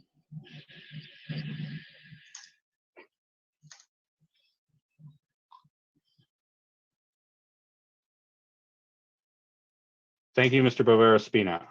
Sorry about that. It hung up for a second. Ms. Mayatiko, followed by Todd Hagopian on deck. Go ahead, Rajani. Hello, I'm Rajani Mayatiko, treasurer in Orange County, California, speaking for myself. Like many others, I am not convinced the LNC has any authority in this matter. The LNC should not have authority to restore access prior to the completion of an independent investigation, hearing, and decision. And if that means no one has access in the meantime, that's fine.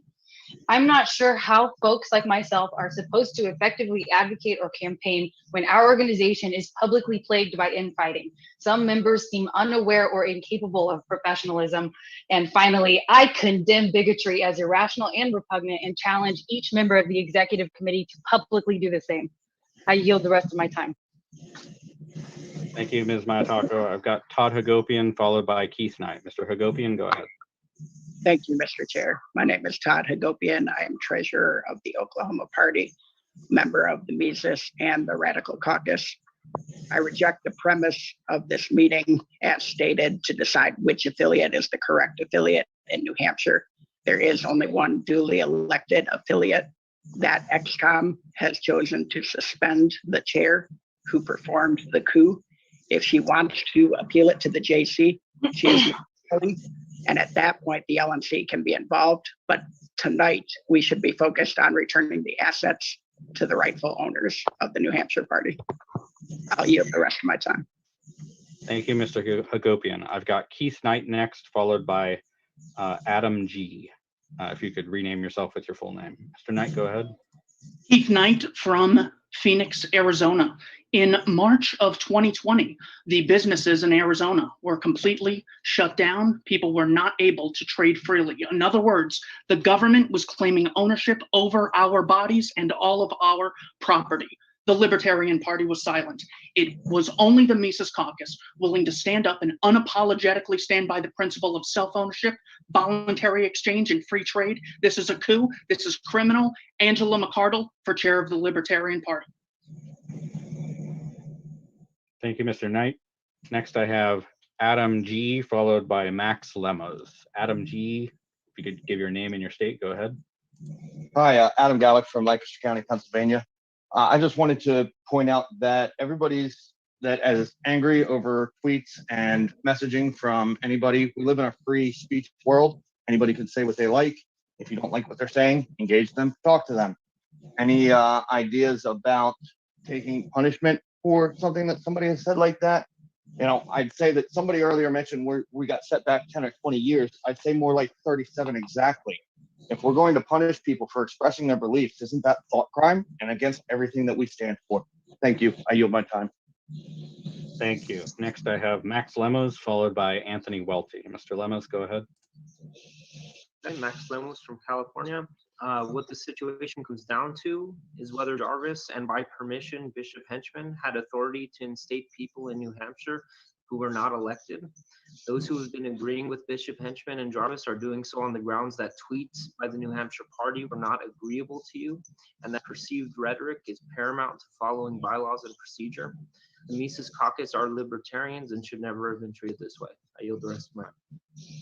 Thank you, Mr. Lemos. I have Anthony Welty, followed by Anthony DeKubelis. Apologies. Mr. Welty, go ahead.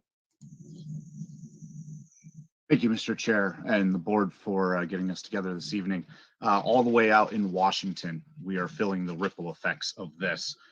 Confidence in the institution that is the Libertarian Party is waning for a multitude of reasons. Data security, specifically in Washington. The idea that at a moment's notice, an entire state board could lose access to our data is unthinkable, no matter who's to blame, for what reason that it happened. This is most obviously the immediate pressing issue, in my opinion, that the LNC should be addressing and writing procedures going forward, whether or not there is a coup or a technical issue or a theft from a completely outside organization. We need to ensure that we have proper procedures in place to immediately address this. I appreciate my time and yield. Thank you, Mr. Welty. I have Anthony DeKubelis and then Clint. Mr. Anthony, go ahead. You're still muted.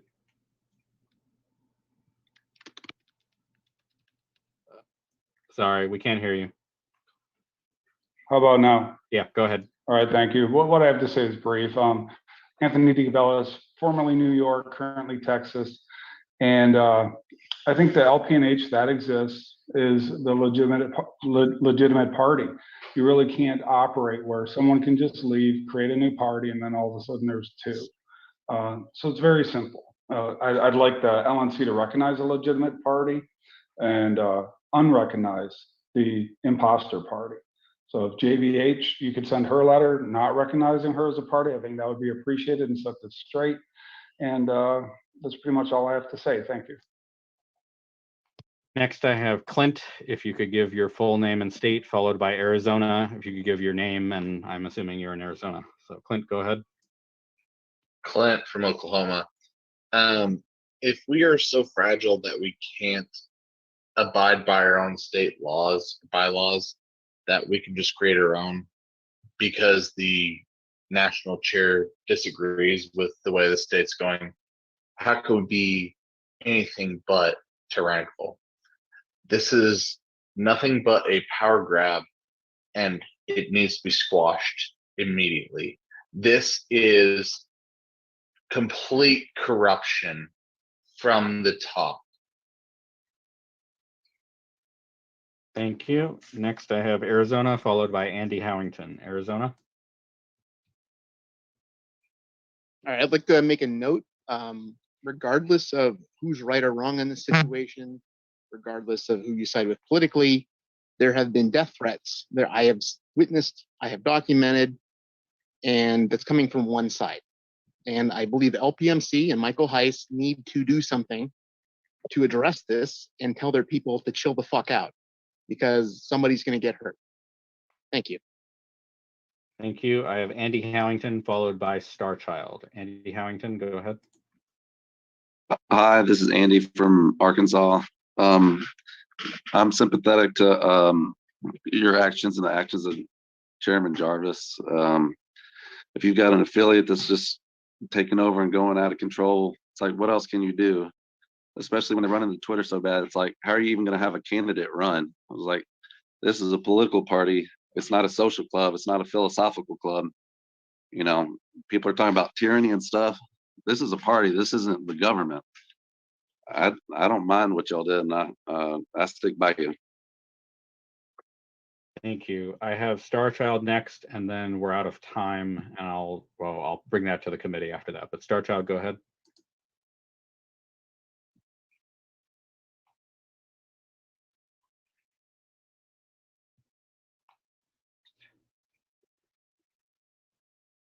Yeah.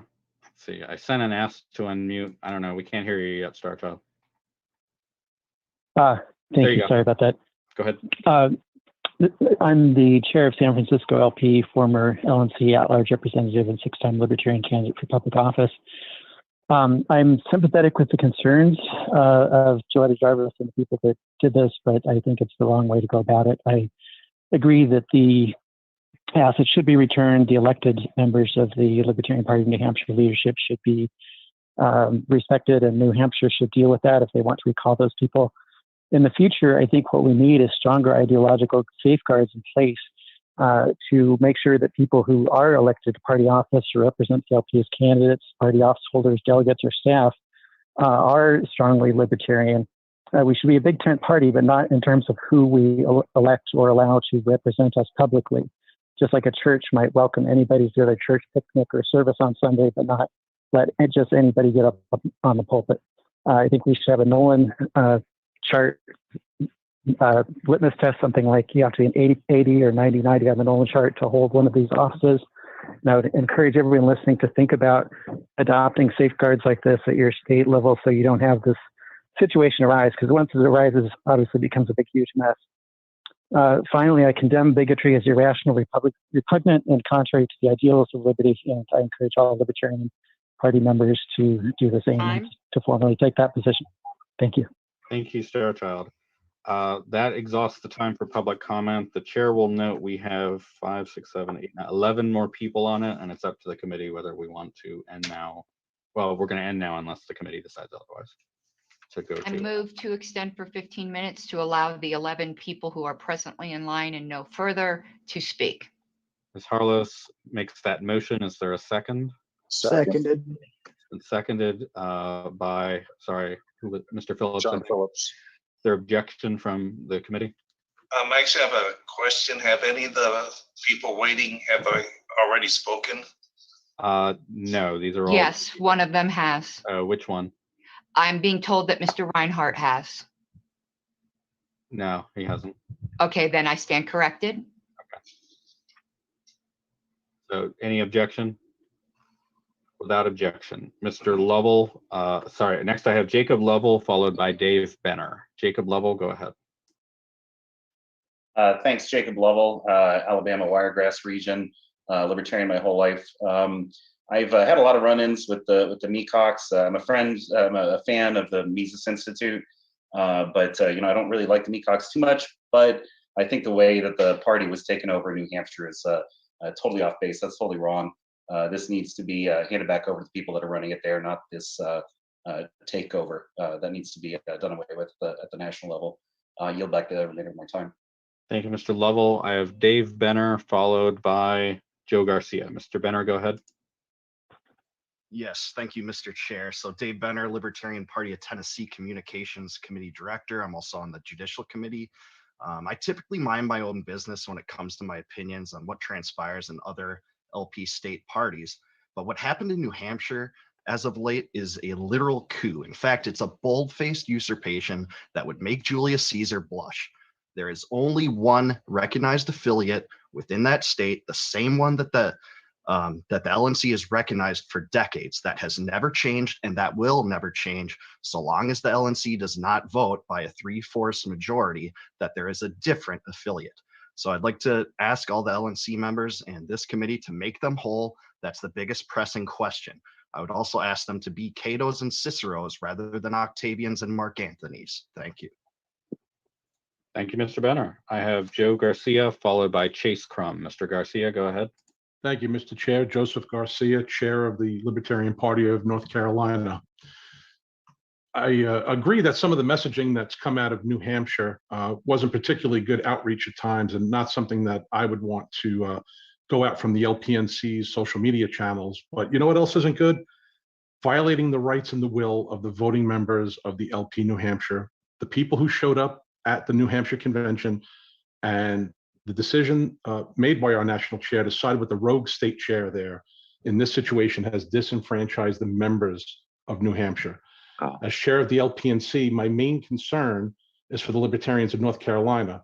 The members of my state should be the only ones to have the power to deal with any problems happening within our state without any interference from the National Committee.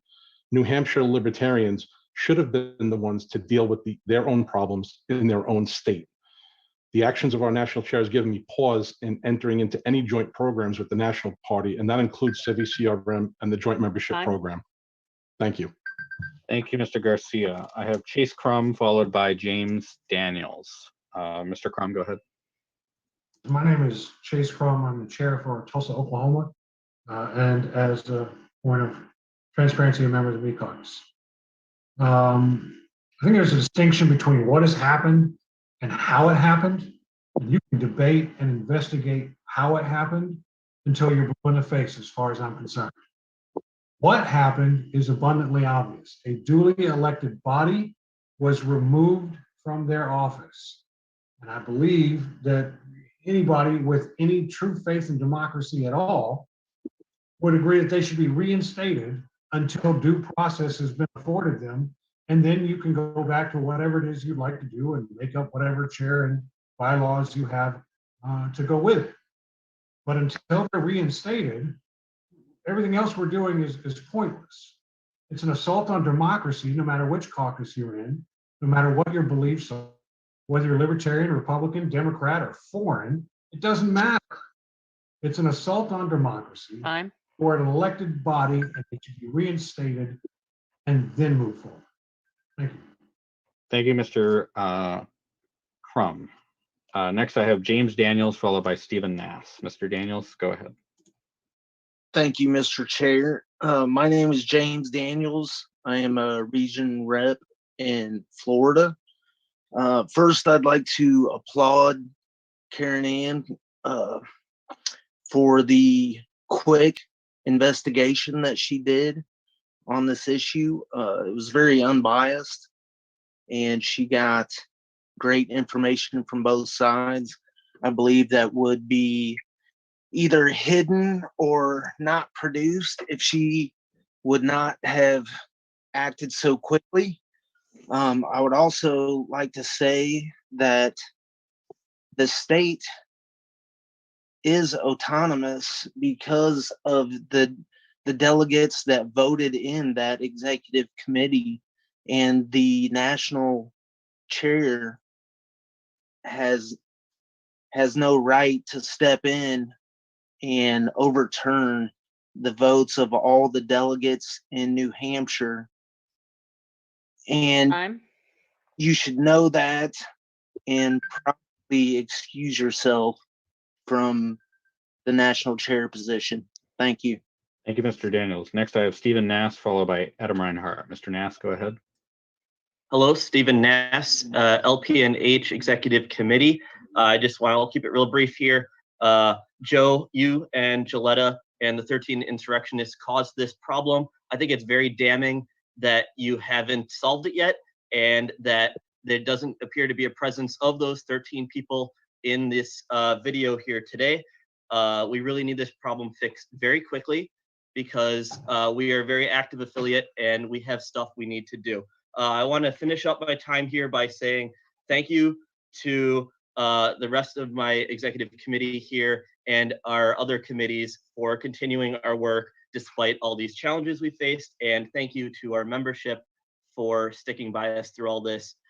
We have a nice busy week ahead of us next week with PorcFest, and I think we're going to continue to achieve our goals despite these obstacles in our way. And I yield my time. Thank you, Mr. Nass. I have Adam Reinhart next, followed by Scarlett DeWitt. Mr. Reinhart, go ahead. Adam Reinhart, Libertarian Party of Pennsylvania Eastern Vice Chair. I want to point out a couple of things that I have not heard mentioned in the interest of your time. Number one, the fact that the XCOM of New Hampshire was derelict in their duties for reporting to the state, allowing their state party to lapse into non-existence as a political entity while continuing to collect funds, putting their party at financial and legal risk of peril. Secondly, there was active discussion into not running a gubernatorial candidate among other candidates, putting our national ballot access in peril. And thirdly, to address this pernicious rumor that our chair, Joe Bishop Henchman, had anything to do with this, he sent a form letter of attestation on something that was not even contested at the time, something that he, as chair, has to do and does all the time. Okay, this pernicious rumor was started by one person, Karen Ann Harlows. She has been the only person that I know of on this LNC that has acted improperly. I yield. Thank you, Mr. Reinhardt. I have Scarlett DeWitt, followed by Christopher Sauerwein. Sorry if I'm mispronouncing that. Ms. DeWitt, go ahead. Yes, thank you. This is Scarlett DeWitt from New York. I am just calling in to say that this is an absolute crap show, and it's pretty sad because I kind of looked up to the Libertarian Party, but I don't know any other political party that would be completely taken over like this in any state. I mean, God forbid you guys got elected to be president, which I wanted to a degree. Honestly, the whole country would go to crap. So you better get your stuff together because a lot of people believe in you and you're just making a joke of everything and every person in this party, and it's not acceptable. You can't just overthrow a government that was voted in by the people. The government is for the people, by the people. So let's be adults, honor that, and prosecute the people who wrongly threw themselves in office in this coup. And that's all I have to say. Hope you guys man up. God bless America. Thank you, Ms. DeWitt. I have Christopher Sauerwein, followed by Bill Hines. Christopher, go ahead. Hi, thank you very much. I'd like to first thank Secretary Harlows. I think she's been incredible, very impartial, and that's what I would expect of our LNC. And I find it reprehensible that this is even a question. I think things need to be put back the way they were. The correctly and properly elected officials need to be effectively reinstated to their offices. I find it strange that one of the parties who are being accused right now is chairing this. I don't understand how that's possible. So to me, it seems like this needs to be sorted out and put back the way it was, and then an investigation held, and all the parties held, responsible to the greatest extent of the law possible. And again, thank you very much, Karen Ann, for being impartial. I appreciate it. Thank you.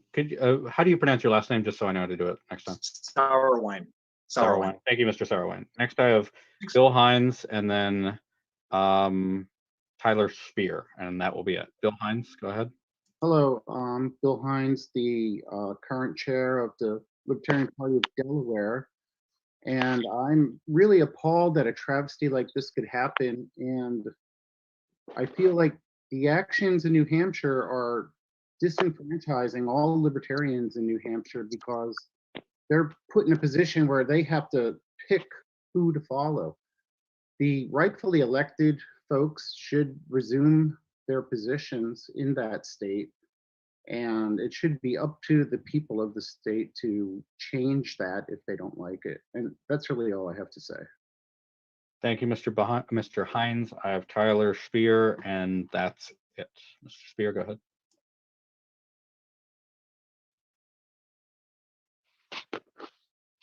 Thank you. Go ahead. Yeah, thank you. I'm the treasurer of the Berks County Libertarian Party, speaking as just a citizen, not official capacity. I think what's going on in New Hampshire is absolutely terrible. I mean, they had free and fair elections, and now they've been overthrown, and we need a complete investigation to see what the hell is actually going on up there. I mean, free and fair elections, and then the chair just goes and does what she wants. I yield my time.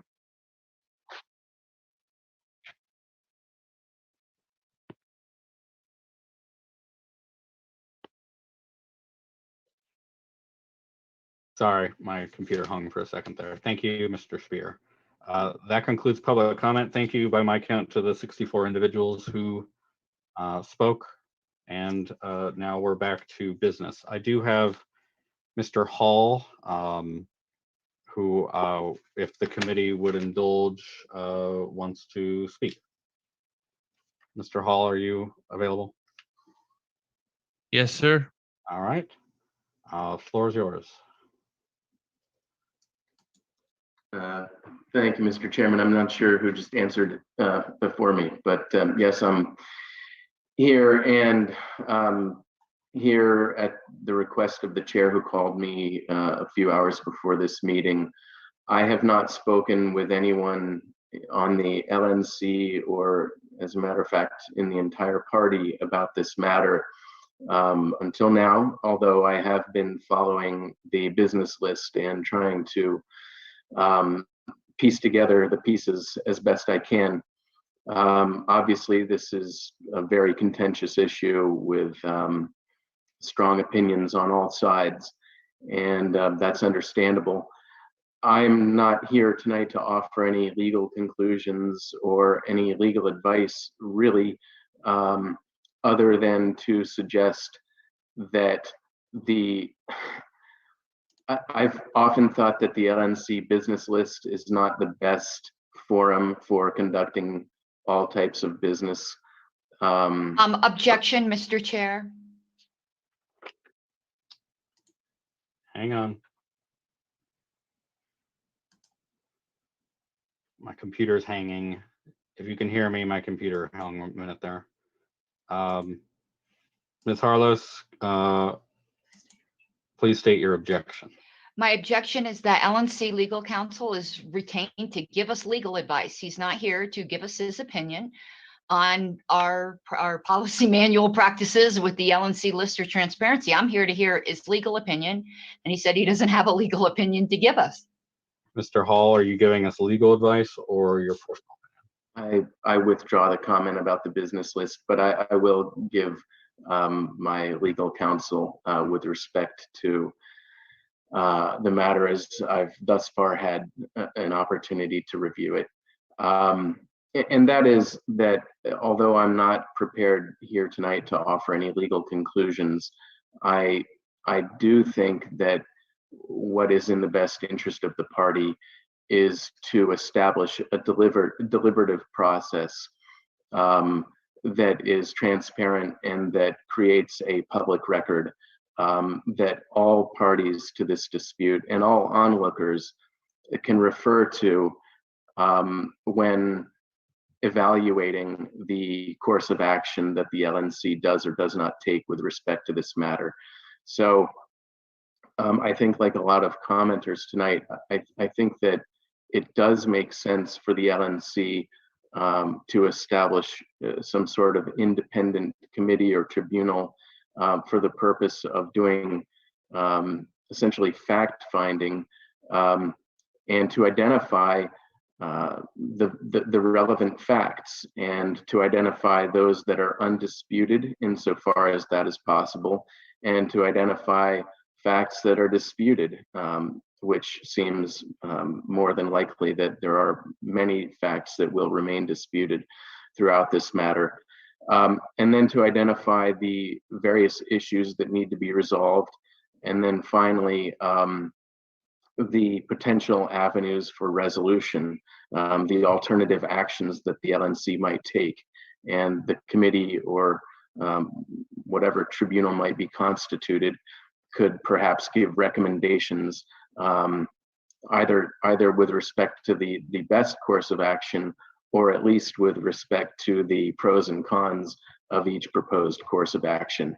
I know that there's a history, or at least a kind of a predecessor to the current situation, the Oregon matter that others have referenced.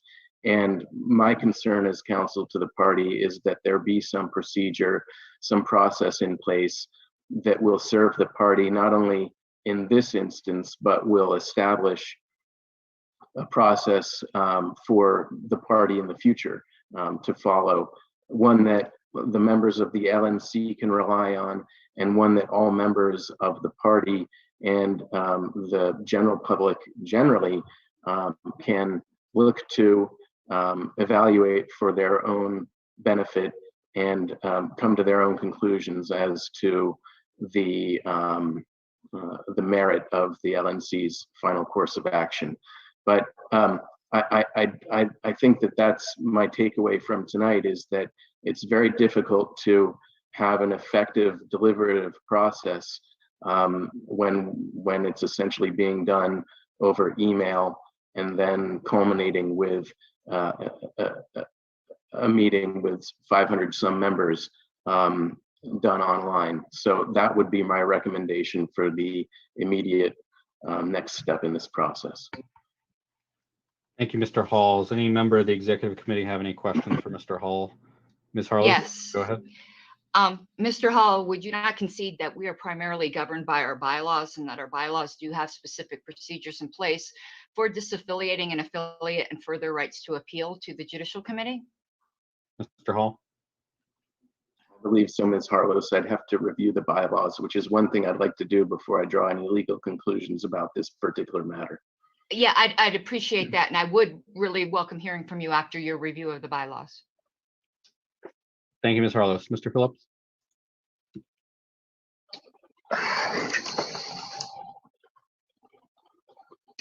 Sorry about that. My fat fingers on my phone. Mr. Hall, all I want to do is thank you for your time as always. We always appreciate the effort you put into everything you give us. Thank you. Thank you. Thank you, Mr. Phillips. Any further questions for Mr. Hall? Seeing none, thank you, Mr. Hall. Yeah, where should I wire the money? All right. Thank you, Mr. Hall. Well, now we're on to business, and I think Mr. Molman, you had a motion, so why don't we start with that? Point of personal privilege first, sir. Mr. Phillips, you can state your point of personal privilege. Would it be possible to basically to forcibly mute the gallery from here on out, since we are here to conduct business? I don't know the answer to that question. Mr. Harris, do you know the answer to that question? I believe it would be difficult to mute the gallery without also muting the committee. I mean, I will say that for a 458 person meeting, I think we're doing pretty good. I think we only had 2 or 3, maybe a couple more than that disruptions, but generally I think people are doing good. If that changes, maybe we'll have to do that. But yeah, everyone's doing great. All right, Mr. Molman, you've already distributed your motion and you've read it. I don't think you need to read it again unless anybody wants that. And so you can go to, well, first, you've moved it. Is there a second?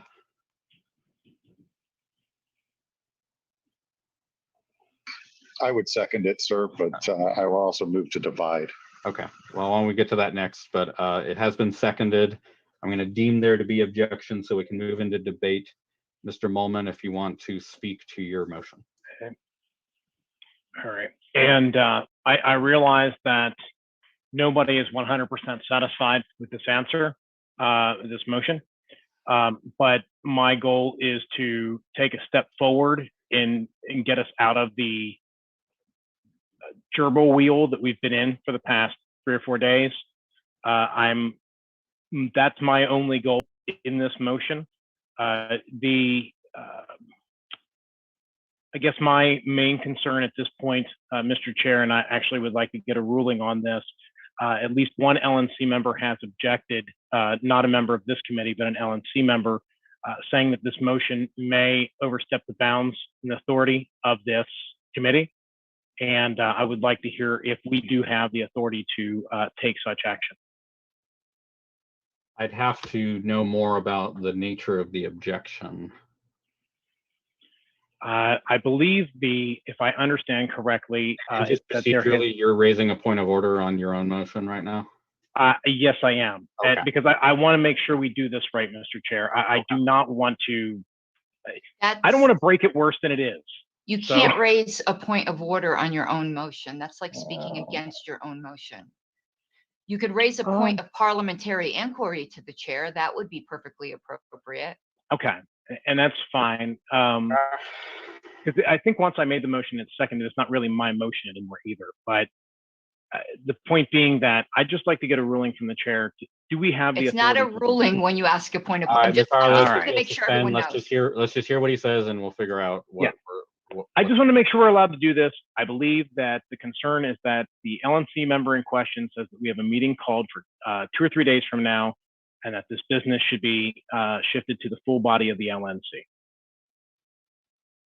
And that's the nature of the objection? that I believe that is the nature of the objection. I'm trying to look through the message to make sure that I have not misrepresented that in any way. But it is that we are circumventing the full board and that this should be held off because while the EC is enabled to act in between meetings, we already have a meeting scheduled. I think it's only proper that we do know the identity of the objector.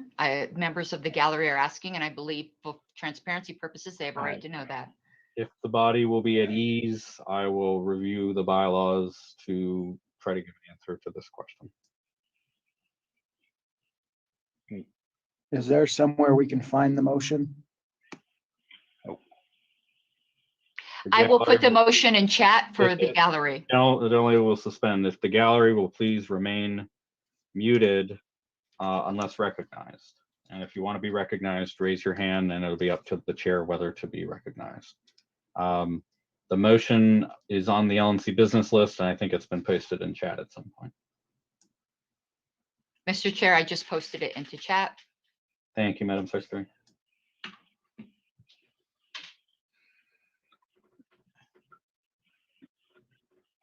So as best I understand it, the point raised is that this action is improper because we have scheduled an LNC meeting on the same topic. On the same topic. I'm not sure what rule or bylaw that may violate. The executive committee is authorized to take actions properly noticed between LNC meetings.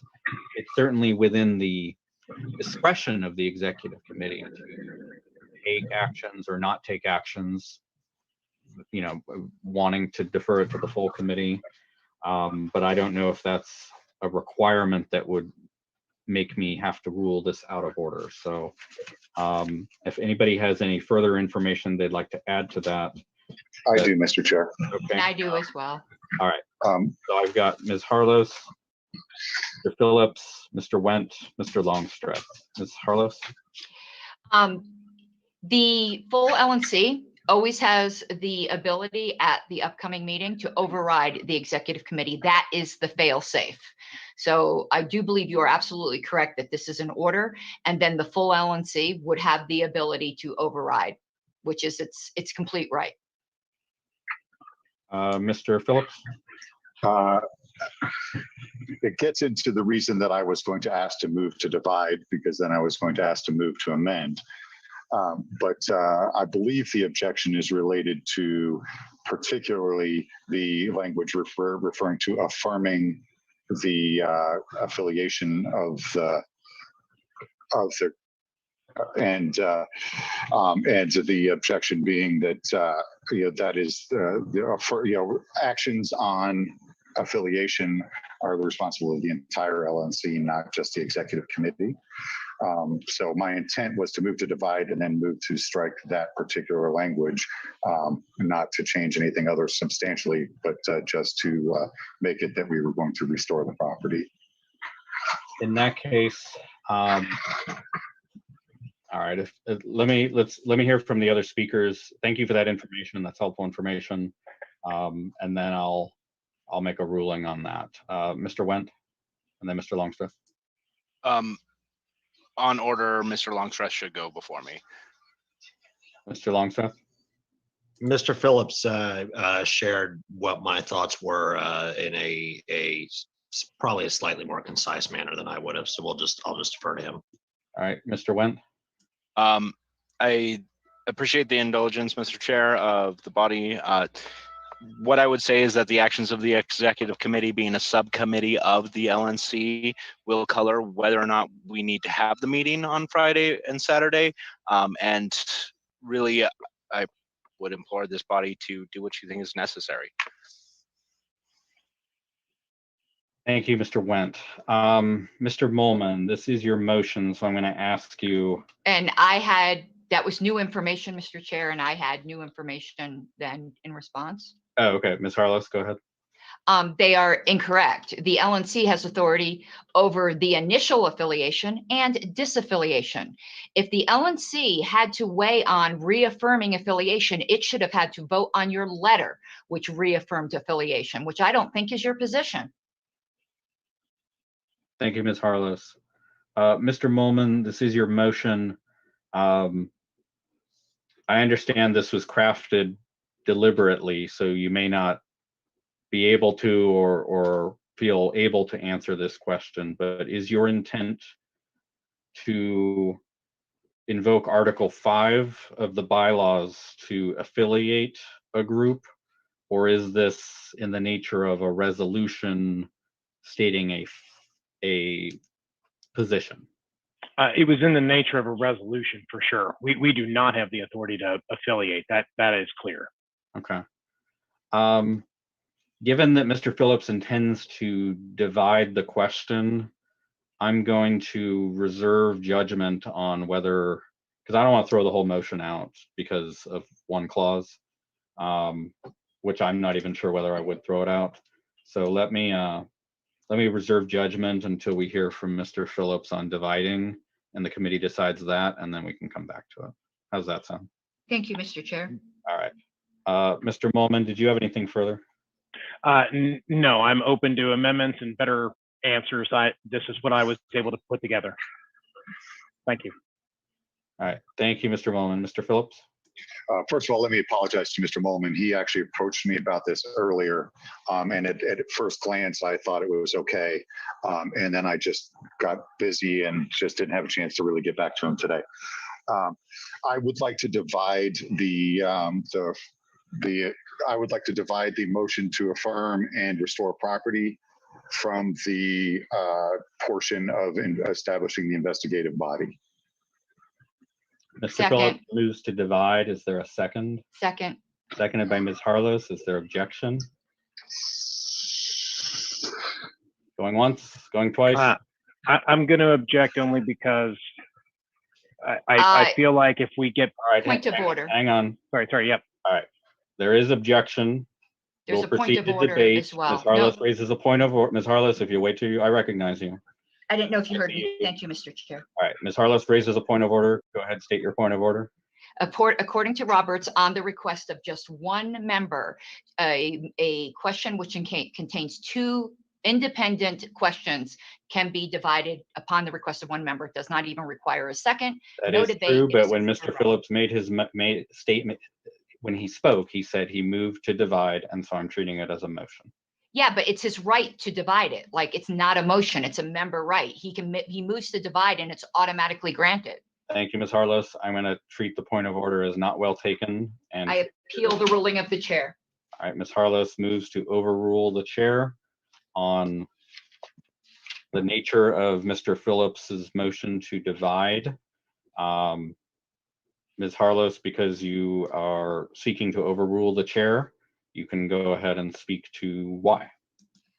You are permitted to speak first, or I ask tolerance to look up I didn't even expect this to happen, to look up the appropriate rule.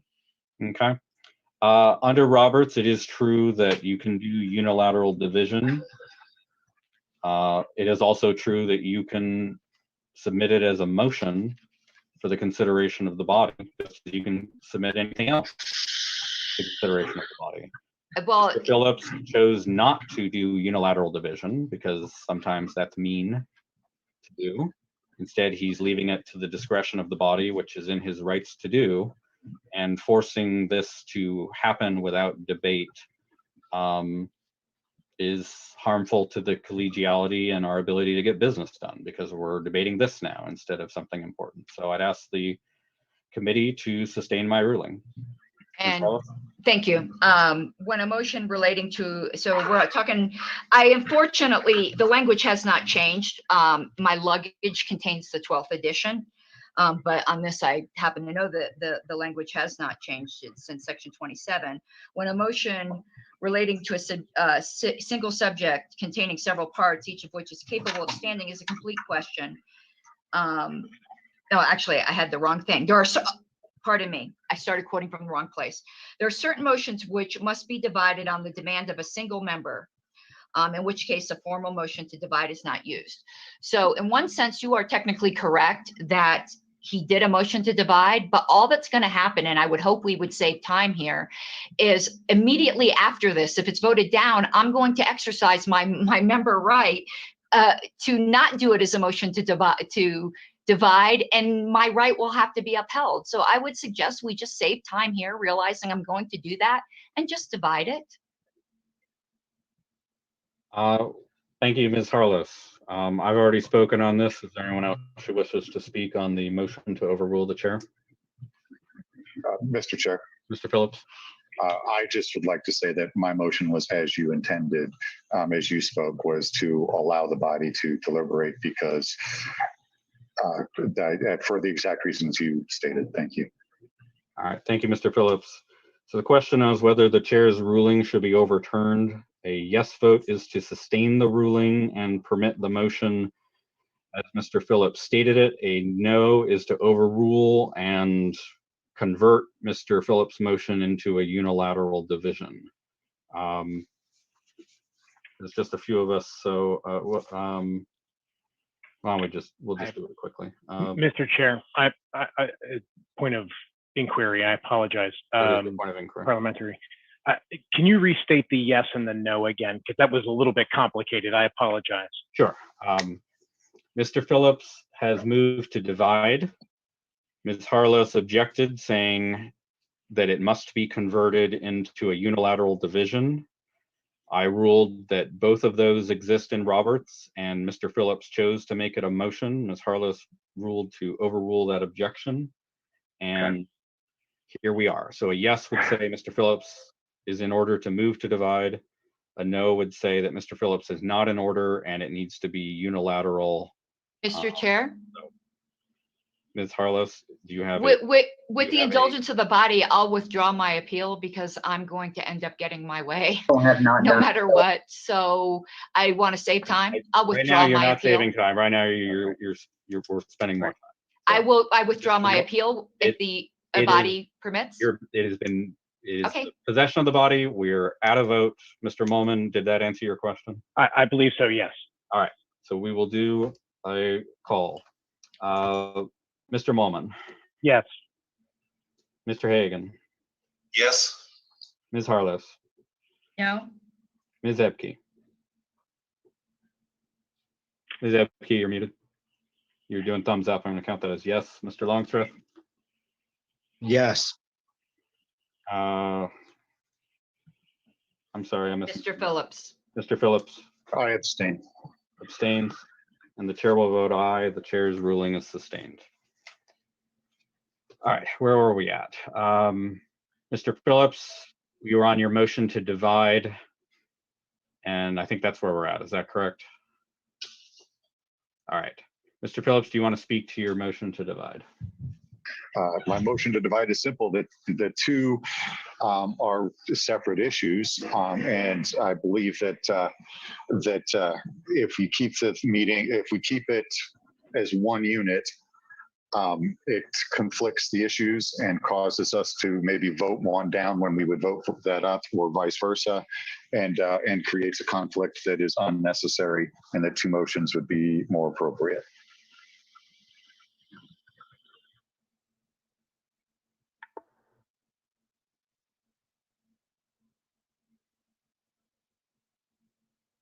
Give it a second.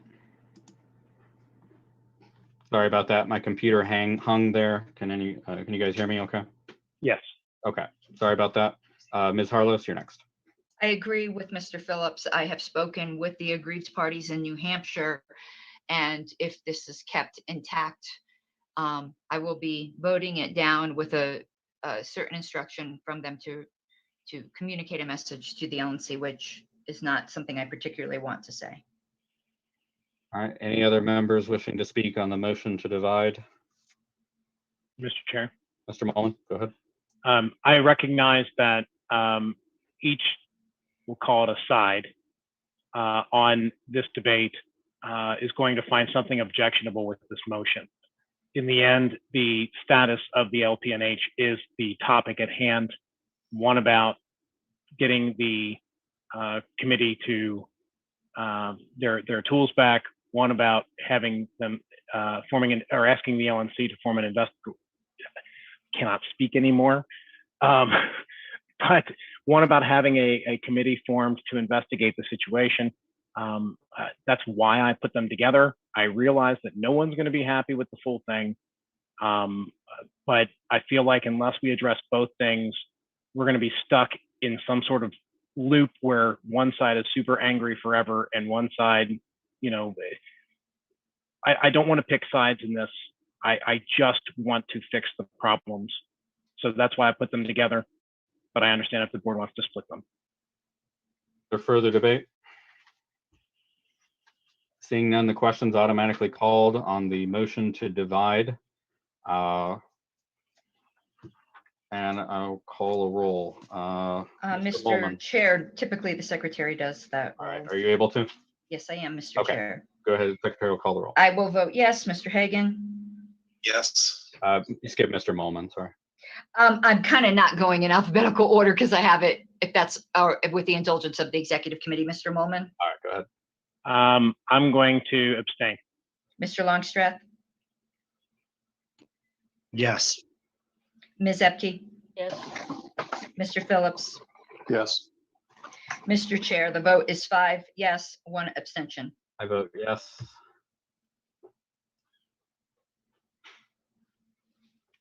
I'm guessing that's 6 to 0 to 1. Yes, sir. So the question's divided. We will take up, Mr. Molman, do you have a preference which one we take up first? I do not. All right, I'll just go in order of the motion. So the first one would be the executive committee of the LNC continues to recognize the LPNH affiliate, et cetera, et cetera. Where did it get divided, Mr. Phillips, if you could remind me, or Madam Secretary? It got divided. This is the motion that's then presently before us.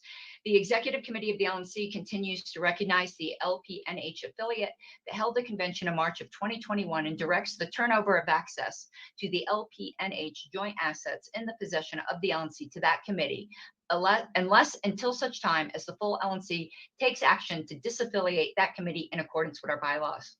All right. That has been moved, I think, and seconded earlier. So we'll move to debate. Mr. Molman, do you want to speak to your motion?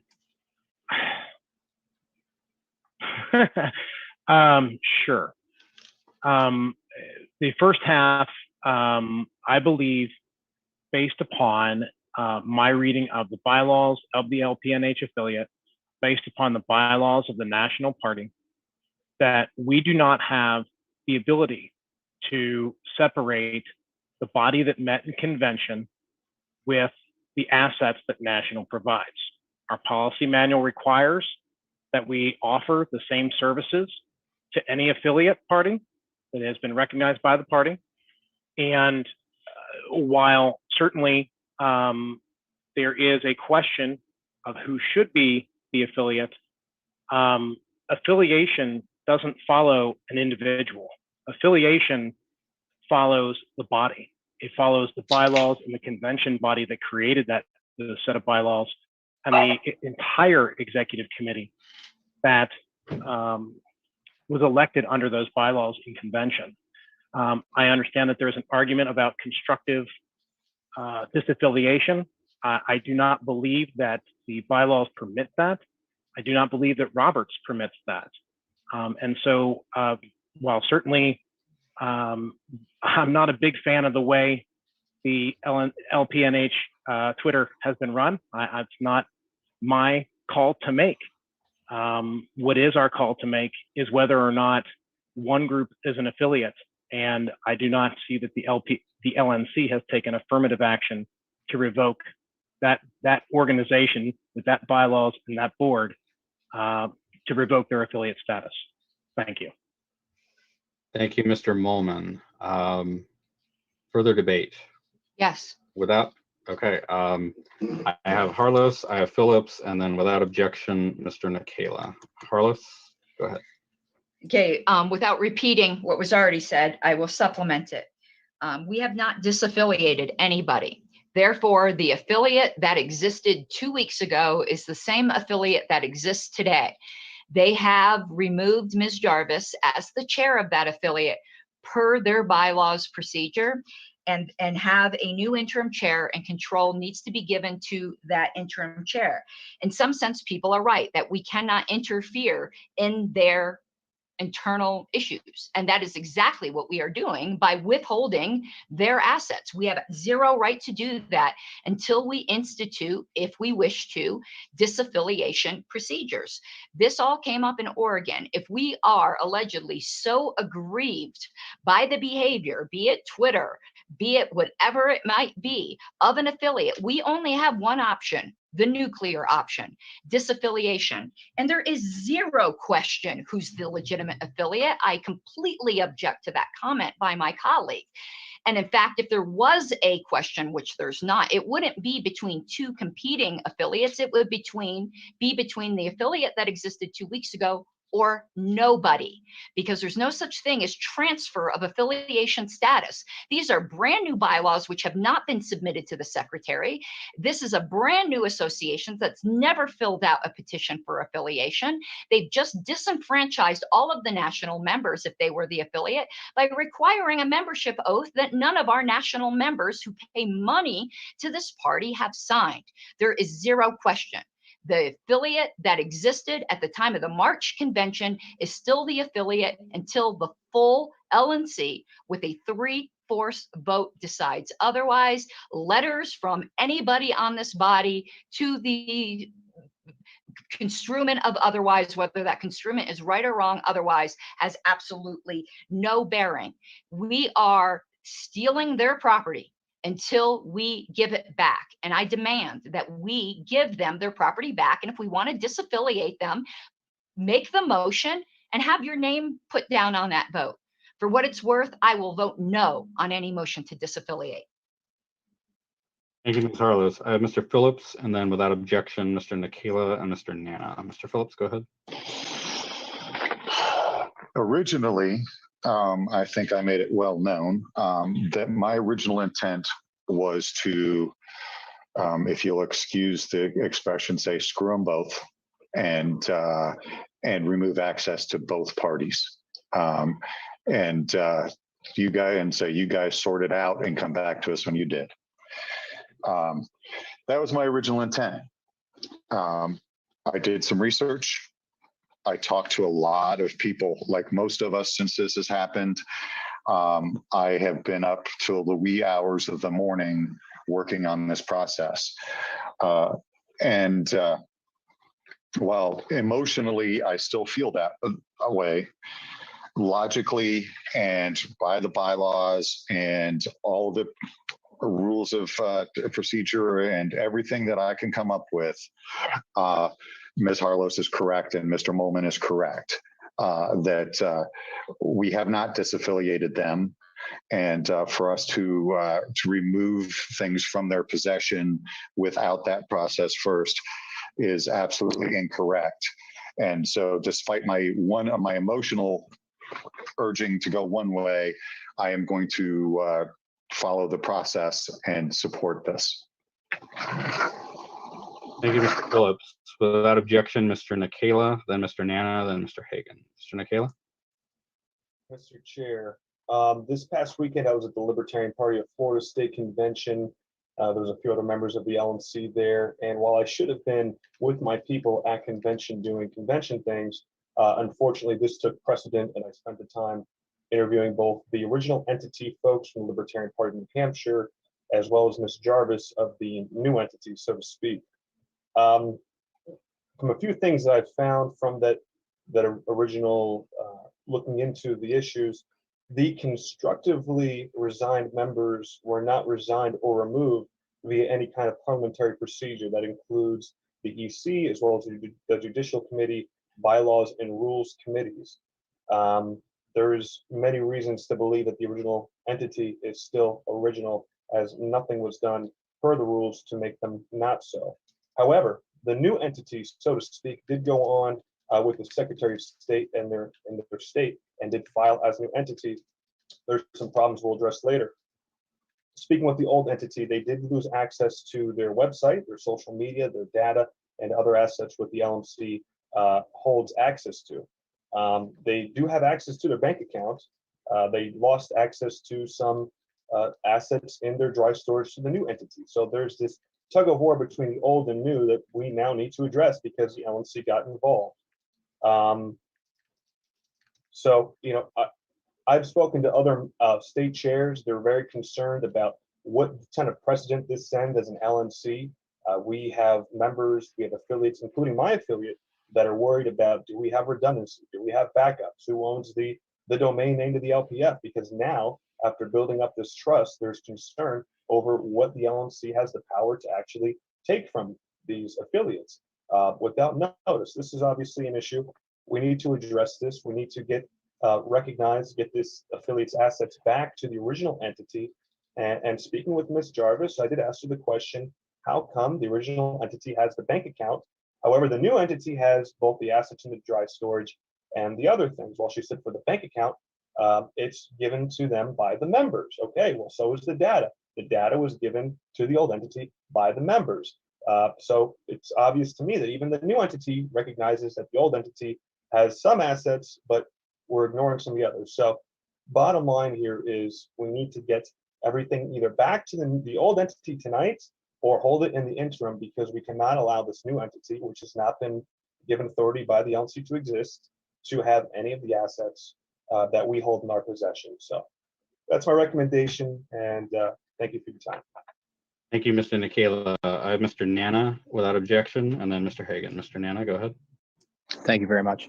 I really am not going to be able to add anything that anybody else has not said at this point, but I will say that I agree with Mr. Molman, Mr. Nikela, Ms. Harlos, and Mr. Phillips that it really doesn't matter what was going on internally in New Hampshire. We have to recognize the affiliate that was the affiliate to begin with that was elected at the March convention.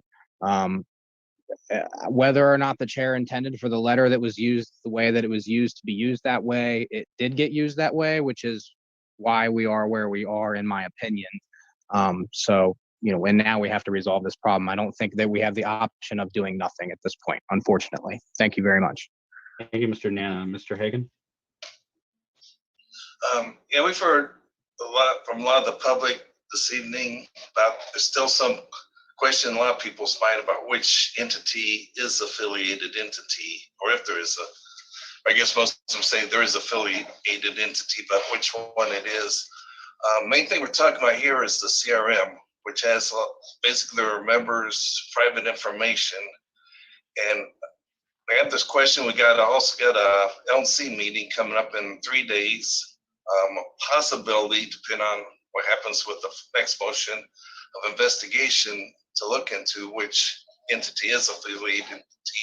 I think under abundance of caution of our legal risk, one thing that we should basically withhold the CRM from both entities until the LNC meets, and then they can decide, of course, what they want to do with this.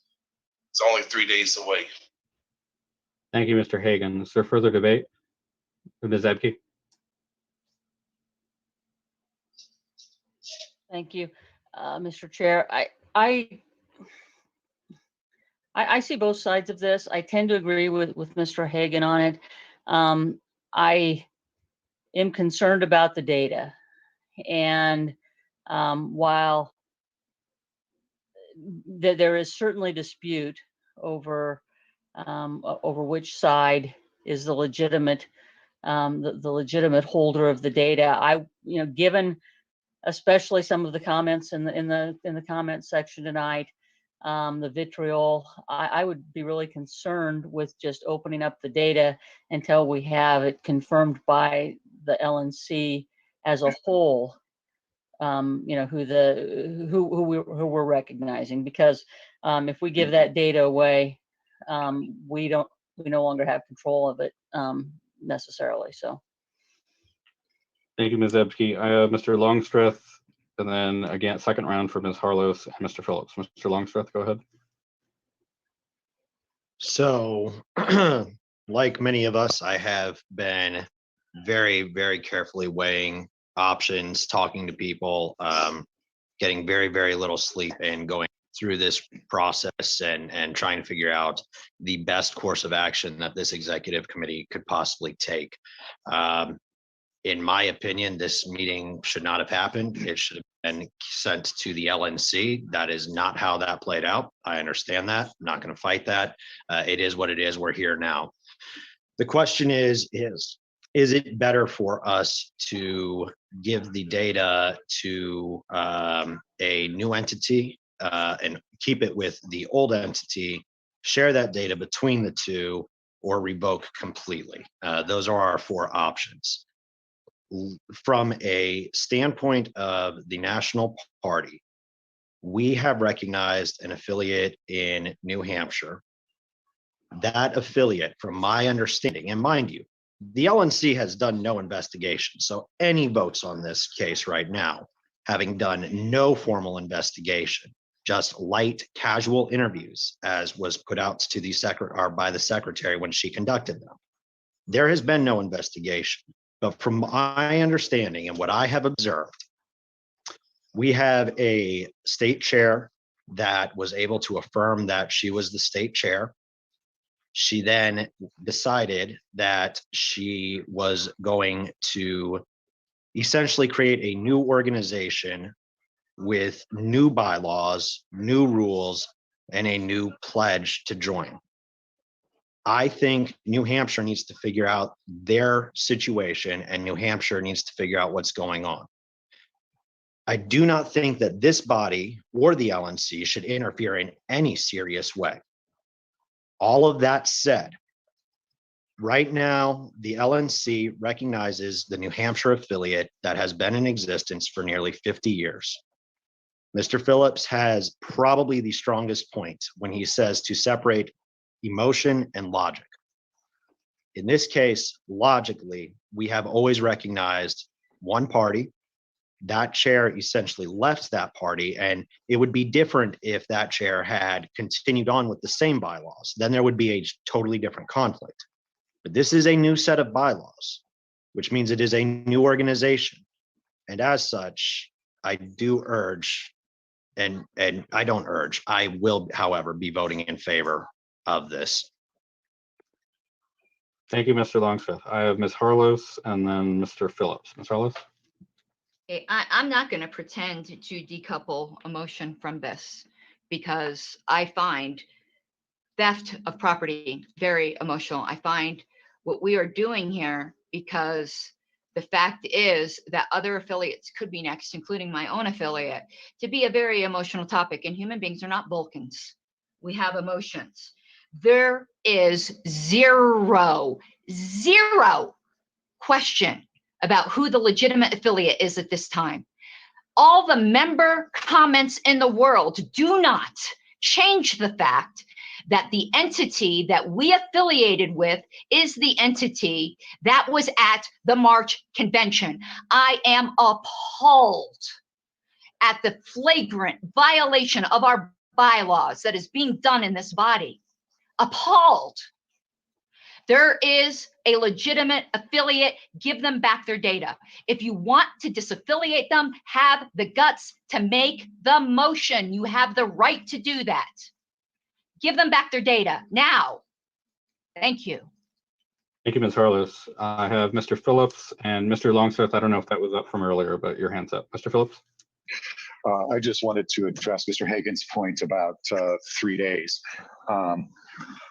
Unfortunately, there is a time-sensitive issue, as the members of that party brought to us in public comment regarding events ongoing in the state and their ability to utilize those events to recruit to the party, including Pork Fest coming up. And so there is a time-sensitive nature to this. Thank you. Thank you, Mr. Phillips. Is there further debate? Oh, hang on. Mr. Hagan fell out of the room. If we'll suspend for a moment until he's able to rejoin. Mr. Hagan, you're back. Did you have anything further? No, I don't know if I have my computer like locked up and then soon shut down. To All right. point of personal privilege, sir. Mr. Phillips? Was Mr. Hagan able to hear my last remarks? Mr. Hagan? No, I was not. For brevity's sake, there is a time sensitive nature due to events coming up. All right, thank you. Is there further debate? Seeing none, I'll close this out. I will be voting no on the motion. There have been a lot of lies said Mr. Chair, about. I object. You are chairing this meeting. I had asked you to recuse yourself from chairing this meeting if you wish to engage in debate and remove from your position of neutrality, and you declined. So you don't get the debate here. I'm sorry. That's just not how it works. All right, I'm explaining my vote. I actually object to that, and I've been objecting to this for a while. Under All right, Roberts, Ms. the Harlos chair. objects Thank you. to allowing me to speak before we vote. I actually object to you voting. That's a highly improper under Roberts, and it's been done for this whole term, and I did approach you in private about it. All right. What is your objection then, if you'll state it?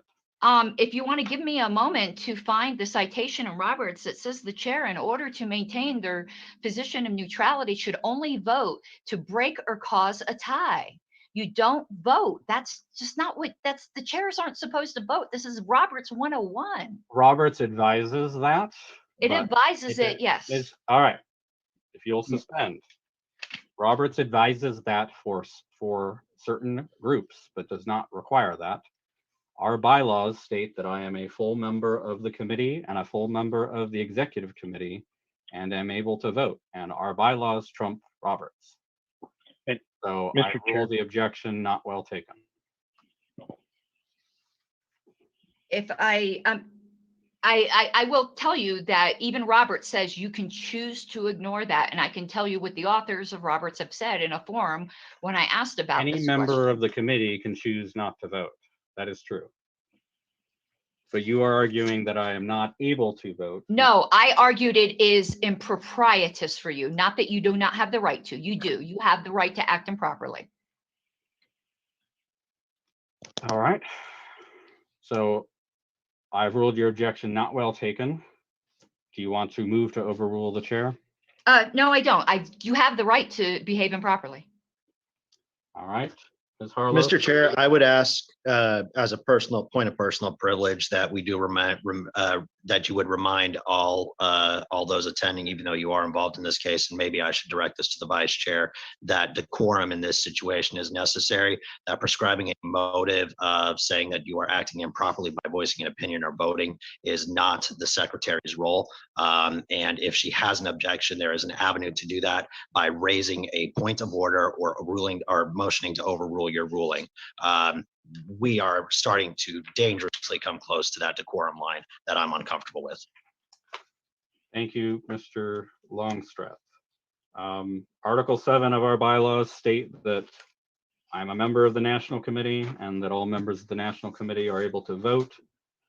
Prior to, I think, the 2014 convention, it explicitly listed the chair as able to vote.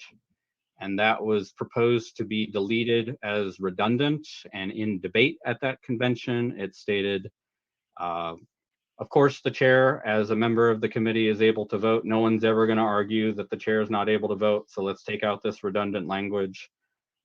That's why I'm able to vote. Okay. And there are a lot of provisions of our bylaws that require 2/3 of the entire National Committee, 3/4 of the entire National Committee. And everything I've ever heard in all of my time on the National Committee, the denominator in that is 17, the full members of the committee. So Ms. Harlos, are you gonna move to overrule the chair, or are you done? No, as I said, I don't deny that you have the right to, but All right, thank you. Thank you. Okay. Well, somebody called me to order, and I think I do have a right to respond to me being called to order. Now we are on a vote. Okay, I will reserve it for the and then LNC we are going to list. do the vote, unless you have another point of order or any. Sexist. I will reserve my Roberts argument for the LNC list. Okay. Where was I? I'm going to vote no on this motion.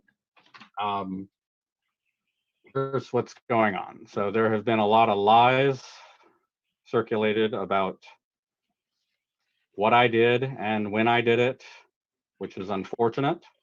I was asked to provide a letter, which every state chair has the right for me to provide. I did not ask why that letter was needed. I had a suspicion, which turned out to be incorrect. So I provided it, and then it was circulated. And honestly, the explanation for, if you read the explanation for what the letter says, and then you read the letter, there is a mismatch.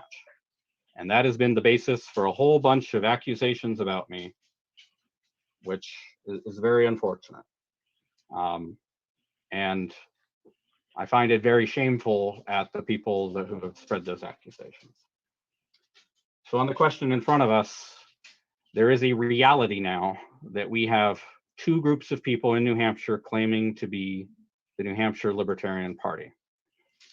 From the moment that I saw the news of what was going on, I became very careful about any statements I made or actions I took, because I knew anything one step, one way or the other, will be taken as picking the side and deciding the question. So I didn't do that in all of the four statements. I've been consistent in saying this needs to be worked out by the people of New Hampshire, by the two groupings, because anything short of that, and we're just picking a side in a civil war, and if we think it's going to resolve the civil war, we're kidding ourselves. Instead, we're going to put us into an Oregon situation where we're picking a side and they're fighting it out. And that's what this motion would do, because it would, before the full LNC can meet, before the investigation is concluded, we will make the decision. And more problematically, what should have been a dispute within the state of New Hampshire, where we could have quietly tried to get them to work together or mediated or found a solution. Instead, both sides are running to the LNC to get advantage. And here we are providing it. And I will be voting no. So with that, Secretary will call the roll. We didn't call the question. You don't get the last right to vote, and I raised my hand. All right. Orders of the day. So the orders of the day are that we adjourn and call all questions. Or we call all questions and then adjourn. So I said what I said. I'm moving to extend time for 5 minutes. I believe every executive committee member that wishes to speak should be able to speak. Ms. Harless moves to extend time by 5 minutes. Is there a second? I will second that. Seconded by Mr. Molman. Is there objection? Without objection, time is extended by 5 minutes. Ms. Harless. Thank you to the body. The motives or whatever might have gone on with the chair is not on trial here, though I do hope at some point it is, to be honest with you. But the fact is, what the chair has said is absolutely incorrect. There is zero dispute as to who is the legitimate affiliate here, unless he can point to where the full LNC has disaffiliated the affiliate that has the bylaws that are on file with the secretary as per the national bylaws. There is zero question. The only reason there is a question is because of that letter. So any question is of the LNC's own manufacture. We cannot then turn to something that we caused ourselves as justification for us screwing around with an affiliate any longer. And I completely object to the characterization of the chair that aggrieved parties are quote unquote running to the LNC. That is infantilization of actual legitimate concerns of theft of their data. Thank you. Is there further debate?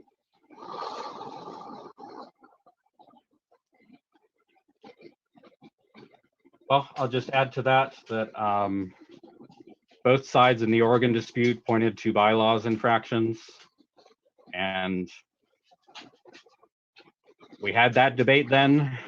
Both sides were kind of right. Both sides were kind of wrong. Who knows where the answer was? But because we disregarded the facts on the ground and made it a legalistic bylaws question, and I say this as an attorney, we had 10 years of strife. So, thinking of further debate. I'm raising my hand. All right, Carlos, go ahead. You are factually incorrect about the Oregon situation. Both factions disregarded the bylaws of the affiliated group and created their own bylaws. You are factually incorrect. The mistake we made in Oregon is that we should have just disaffiliated.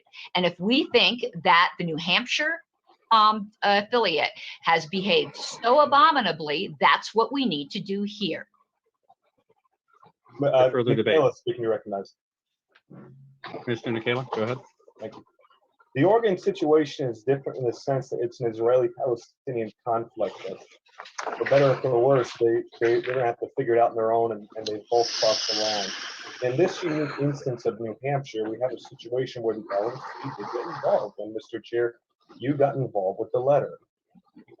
The new entity usurped the authority of the rules of the original entity. They went ahead and created a new organization, which the LNC did not officially deem to be a new affiliate. Your letter, unfortunately, has put us in a position, and for what reason, what machinations, I don't know. The LNC has now transferred access to party resources that are owned by the original entity, just as the bank account of $30,000 is owned by the original entity, as discussed and admitted by members of the new entity, right?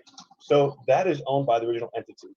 We cannot, as a body, say that we're just going to hands off, let them take the data. Either we take the data back, give it to no one, or better yet, we give it to the old entity who owns the data, whose members signed up for that organization, because now we have two legal organizations. One is signed up with the Secretary of State that is not the original organization. That's a problem in itself that needs to be addressed. But we have an original organization. So this whole mess started with the LNC getting involved. Now we have to get involved. Now we need to get the data back because that's rightfully where it belongs to. Then hopefully figure out the rest later. Thanks. Thank you, Mr. Nikela. I have Mr. Longstress. For what it's worth, I just want everybody to be aware that neither party has New Hampshire Secretary of State status right now. Doesn't. That's actually incorrect. Are we out of time, excuse me, I am Are we talking. out of time, Mr. Chair? I will move to extend time for Mr. Longstreth if he would not scream at me, but I am asking if we are out of time. I don't call time in the middle of people's remarks. I let people finish their sentence. Okay, well, I will All right. be glad to If you move will to suspend. extend. Mr. Longstress, you have the floor. There is no New Hampshire affiliate filed with the SOS right at this moment. There is no recognized party officially in the state. This is all what LNC recognizes. This is what the LNC, not this executive committee. Regardless of what we do, this ultimately will be decided by the LNC. If we decide to transfer data tonight, in 3 days, it could be moved over to a different group. It could be revoked totally. This executive committee, in my opinion tonight, has been a farce. We have heard nothing but comments all over the place. We have debated procedure at least as much as we've debated substance. This is ridiculous, and only to just do this again in 3 days. 3 days. And if anybody, including the text messages I'm receiving from those who will remain nameless, thinks that there is a New Hampshire affiliate, go and search on the SOS right now. There is no affiliate in New Hampshire, according to the Secretary of State in that state.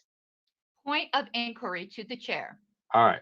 I've got Mr. Phillips and Mr. Mullman and Ms. Harless as a point of inquiry. Ms. Harless, if you'll state is this a point of parliamentary inquiry or is it debate It's masquerading factual as a point? inquiry and it's not interruptible. Everyone gets to go before me. All right. I will do Mr. Mullman, Mr. Phillips, and then Ms. Harless. Mr. Mullman. Okay, I just wanted to note, I certainly understand the Secretary of State issue. From what I can tell, and I will freely admit I have not dug into New Hampshire law, but from what I can tell, the filing that is missing is a campaign finance statement. It is not a legal entity statement.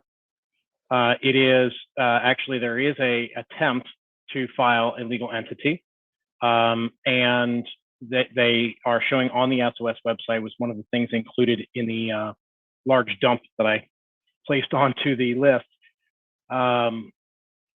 And the Republican Party and one of the county Democratic parties has the same thing.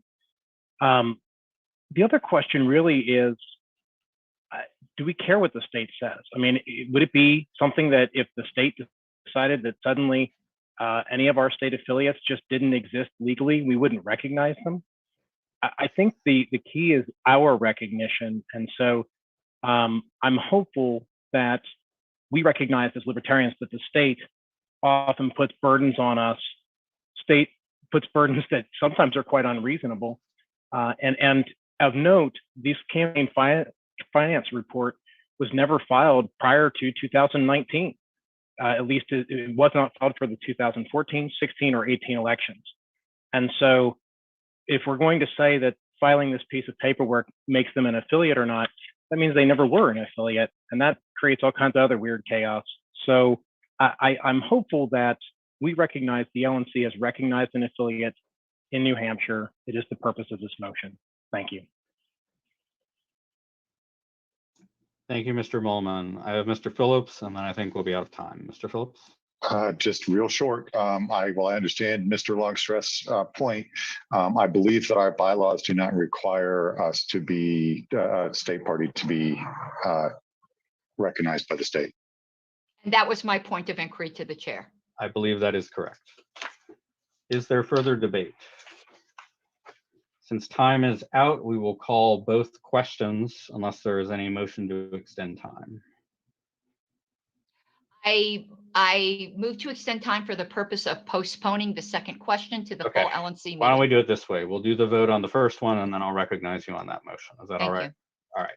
Secretary will call the, excuse me. Does everybody understand what we're about to vote on the first part of the divided question? Anybody not understand? All right, Secretary will call the roll. 1 second here. I am going to vote yes. Mr. Hagan, No. Mr. Molman, Yes. Mr. Longstreth, Pass. Ms. Epke, Abstain. Mr. Phillips, Yes. Mr. Longstreth, Can I get the votes read?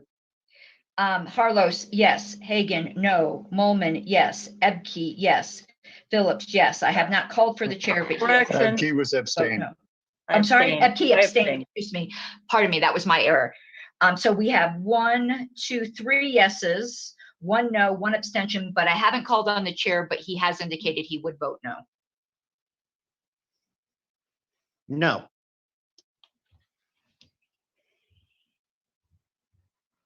Okay, so that is, Mr. Chair, we have 3 yeses and 2 nos and 1 abstention. Vote no. That is 3 nos, 3 yeses, 1 abstention. The motion fails. Ms. Harlos, I was going to recognize you for a motion. Yeah, I move to, postpone definitely the second part of the divided question. You have to extend time first. Oh, pardon me. I move to extend time for 1 minute for the purpose of making a motion to postpone. I think you better do more than 1 minute. 5 minutes. All right, Ms. Harlos moves to extend by 5 minutes. Is there a second? Second. Seconded by Ms. Ebke. Is there objection? No, without objection. All right, Ms. Harlos. I move to postpone the remaining question to the full LNC meeting scheduled for Friday. Sorry, I was muted. Ms. Harlos moves to postpone to Friday, right? You said? Yes. Okay, is there a second? Second. Seconded by Mr. Phillips. Is there objection? Going once, going twice, without objection. Mr. Phillips, you have your hand up. Oh, I'm sorry. That's a artifact. Is there any further business? Mr. Chair, Mr. Mullen? is it in order at this time for the body to consider the joint fundraising agreement with California, or do we need to call a separate meeting for that? It is in order. Has anybody reviewed it? I guess would be. I don't believe it's in order. It don't wasn't in believe the it's call in of the meeting. All right. Sounds like Ms. Harlos will object, Mr. Mullen. Okay, that's no problem. I just had a request from California. Pass it All along. right. Is there any further business? Chair will entertain a motion to adjourn. Move to adjourn. Zevke moves to adjourn. Is there a second? Second by Mr. Hagan. Is there any objection? Without objection. Now that we're adjourned, I'll tell the members in the gallery, you have the right to appeal this decision to the Judicial Committee, and you can count me as a signatory. Outrageous. Karen Ann, I'm not sure that we can yet. Yeah, think it's- I believe you can. So we'll let the Judicial Okay. Committee decide that. Okay. We have stolen data. Shame on you all. You and the bylaws do not specify that the executive committee can be appealed to the JC, only the LNC. Nobody cares what Daryl says. All right. I'm closing down the meeting. Thank you, everybody. You shut up, Daryl. Everybody, No, guys, fuck off. everybody. Apparently, we don't follow the rules. Wait, Joe, can I say Just a something real moment. quick? Go ahead. Guys, we're on the same goddamn team, guys. Come on. I know that I know we get divided. Guys, Thieves aren't on the same team. Thieves aren't Guys. libertarians. we're our real enemy is the state, not each other. Please. Then Then let's quit go. stealing from people like y'all are the state. Yeah, if people like Joe Bishop Henchman are going to If defend that the happened in state, my then state, he's I'd the be in my enemy. attorney's office at 8 a.m. in The the people morning. you support filing don't believe that, lawsuits. Ken. Felony theft. You're You guys are done. supporting lies. all aggressors are our enemy. Mini-me, So technically, done. You are aggressors. Good job. That's the wrestling caucus. If we don't you stand are up all for the voted stolen out data, in we're not Reno. libertarians. See you in Reno. It's bull. Laura, why do you abstain from It's a everything? complete Stand. takeover. No unity. Come on, Laura, Libertarian take a stand. Party of Venezuela. ECW. All right. I apologize, Mr. Bishop Henchman. No, anybody can file a lawsuit. Anybody can file a lawsuit. All right. Thank you. I apologize. I Go thought ahead, we end the could call. do something. You should positive. apologize for not clarifying what you meant in that letter. End the That was call. bullshit. That whole thing was complete and total You're not muted. bullshit. It's kind of funny though. All we're asking is you to clarify the letter. Did He anyone knew want to play exactly League of what he was Legends? doing with that letter. If he Why won't he didn't, say he it? would have voted One way or the yes. other. I'm not even making a claim on it. I'm asking him to claim it. One way or the other. Mr. Chair. Oh, Mr. Chair. I have a right to know. Did not understand that this was a duly elected body. You do not deserve. Duly elected. New Hampshire deserves better, and we all deserve better. Tyler, end the meeting. I sucked. Wow. Wow, what a crazy ending to that meeting. So the LNC voted in a 3 yeses, 3 noes, 1 abstention tie, which caused the motion to fail to give back. The Libertarian Party of New Hampshire in exile, I suppose you can call it, data back. The data is currently held by the National Party. As you can tell by the people screaming, they're definitely not happy about it. Yeah. But yeah, there's the Libertarian meeting. Took 3 hours to have that one vote. That's typically how it goes.